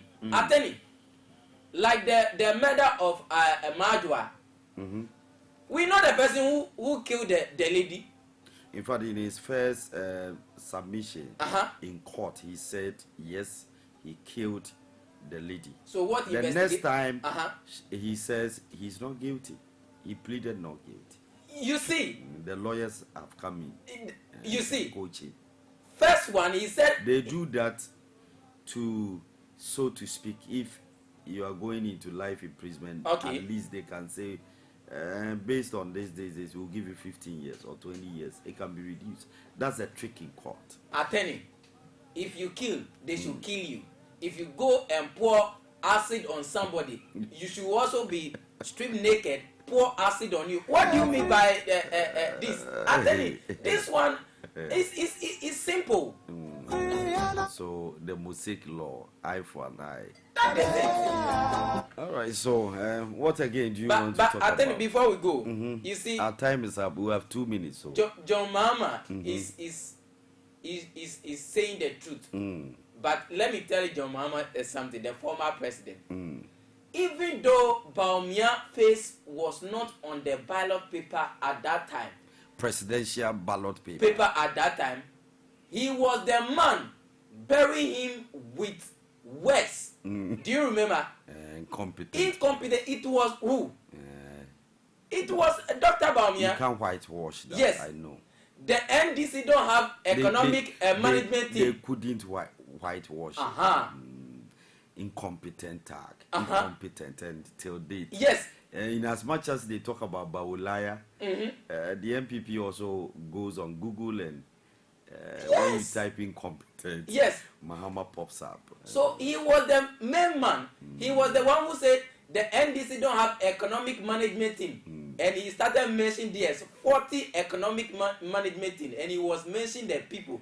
The NDC don't have the men. He was the one who brought the men. He actually gave, may he so rest in peace, former Vice President Amizata 150 questions to answer. And he never answered. Thank you. He died. You see? And then in the northern region, he swept, the MPP swept a lot of seats there. Thank you. Now, Aye Chimpe, they've equalized the whole calculation. So he was the main man. He was the one who makes but practically his face was not the presidential. So but what I'm saying that if I help you, then we look at the engine. He was teachers are suffering. We are suffering. Who? He did. He was the one. Conference. He told Nanado that if you go, tell the people that people are suffering. They need money, and your mama is building e-blocks and hospitals, and you are hungry. And Ghanaian said, "Enyanu ni ebedi." So, But all the same. Well, he was a fulcrum around all these happenings. He did well. Oh, you're smart, but life no does do. Okay. David Santos, thank you very, very much. Thank you, my producer, GH. Thank you for doing the listening. You, the listener, you who viewed, who watched. Thank you very much. Nana next on your radio, Lady Kenzie. Be 6 minutes on top of the hour. 10 a.m. GMT. This is where we draw the curtains. I came, I saw, and I conquered. The name remains PAPALAW Perfect. Tomorrow, we are holiday. Monday, I'll see you. And we'll have a good time. We'll have a lot. In fact, weekends, surprisingly, a lot happens during the weekends. During weekends, but we are here. One more time, on my own behalf and on behalf of Mpɔtam Morning Show, we want to wish you a happy belated birthday. Oh, okay. We should have done that last Wednesday. We couldn't do that. It being yesterday, we forgot. So, happy. You guys celebrated me on the platform. That's and right. People calling to wish me. Thank you for show. Mommy be so special. I tell you on cancer, Michian. All right. Also, this is where we draw the curtains. I'm out.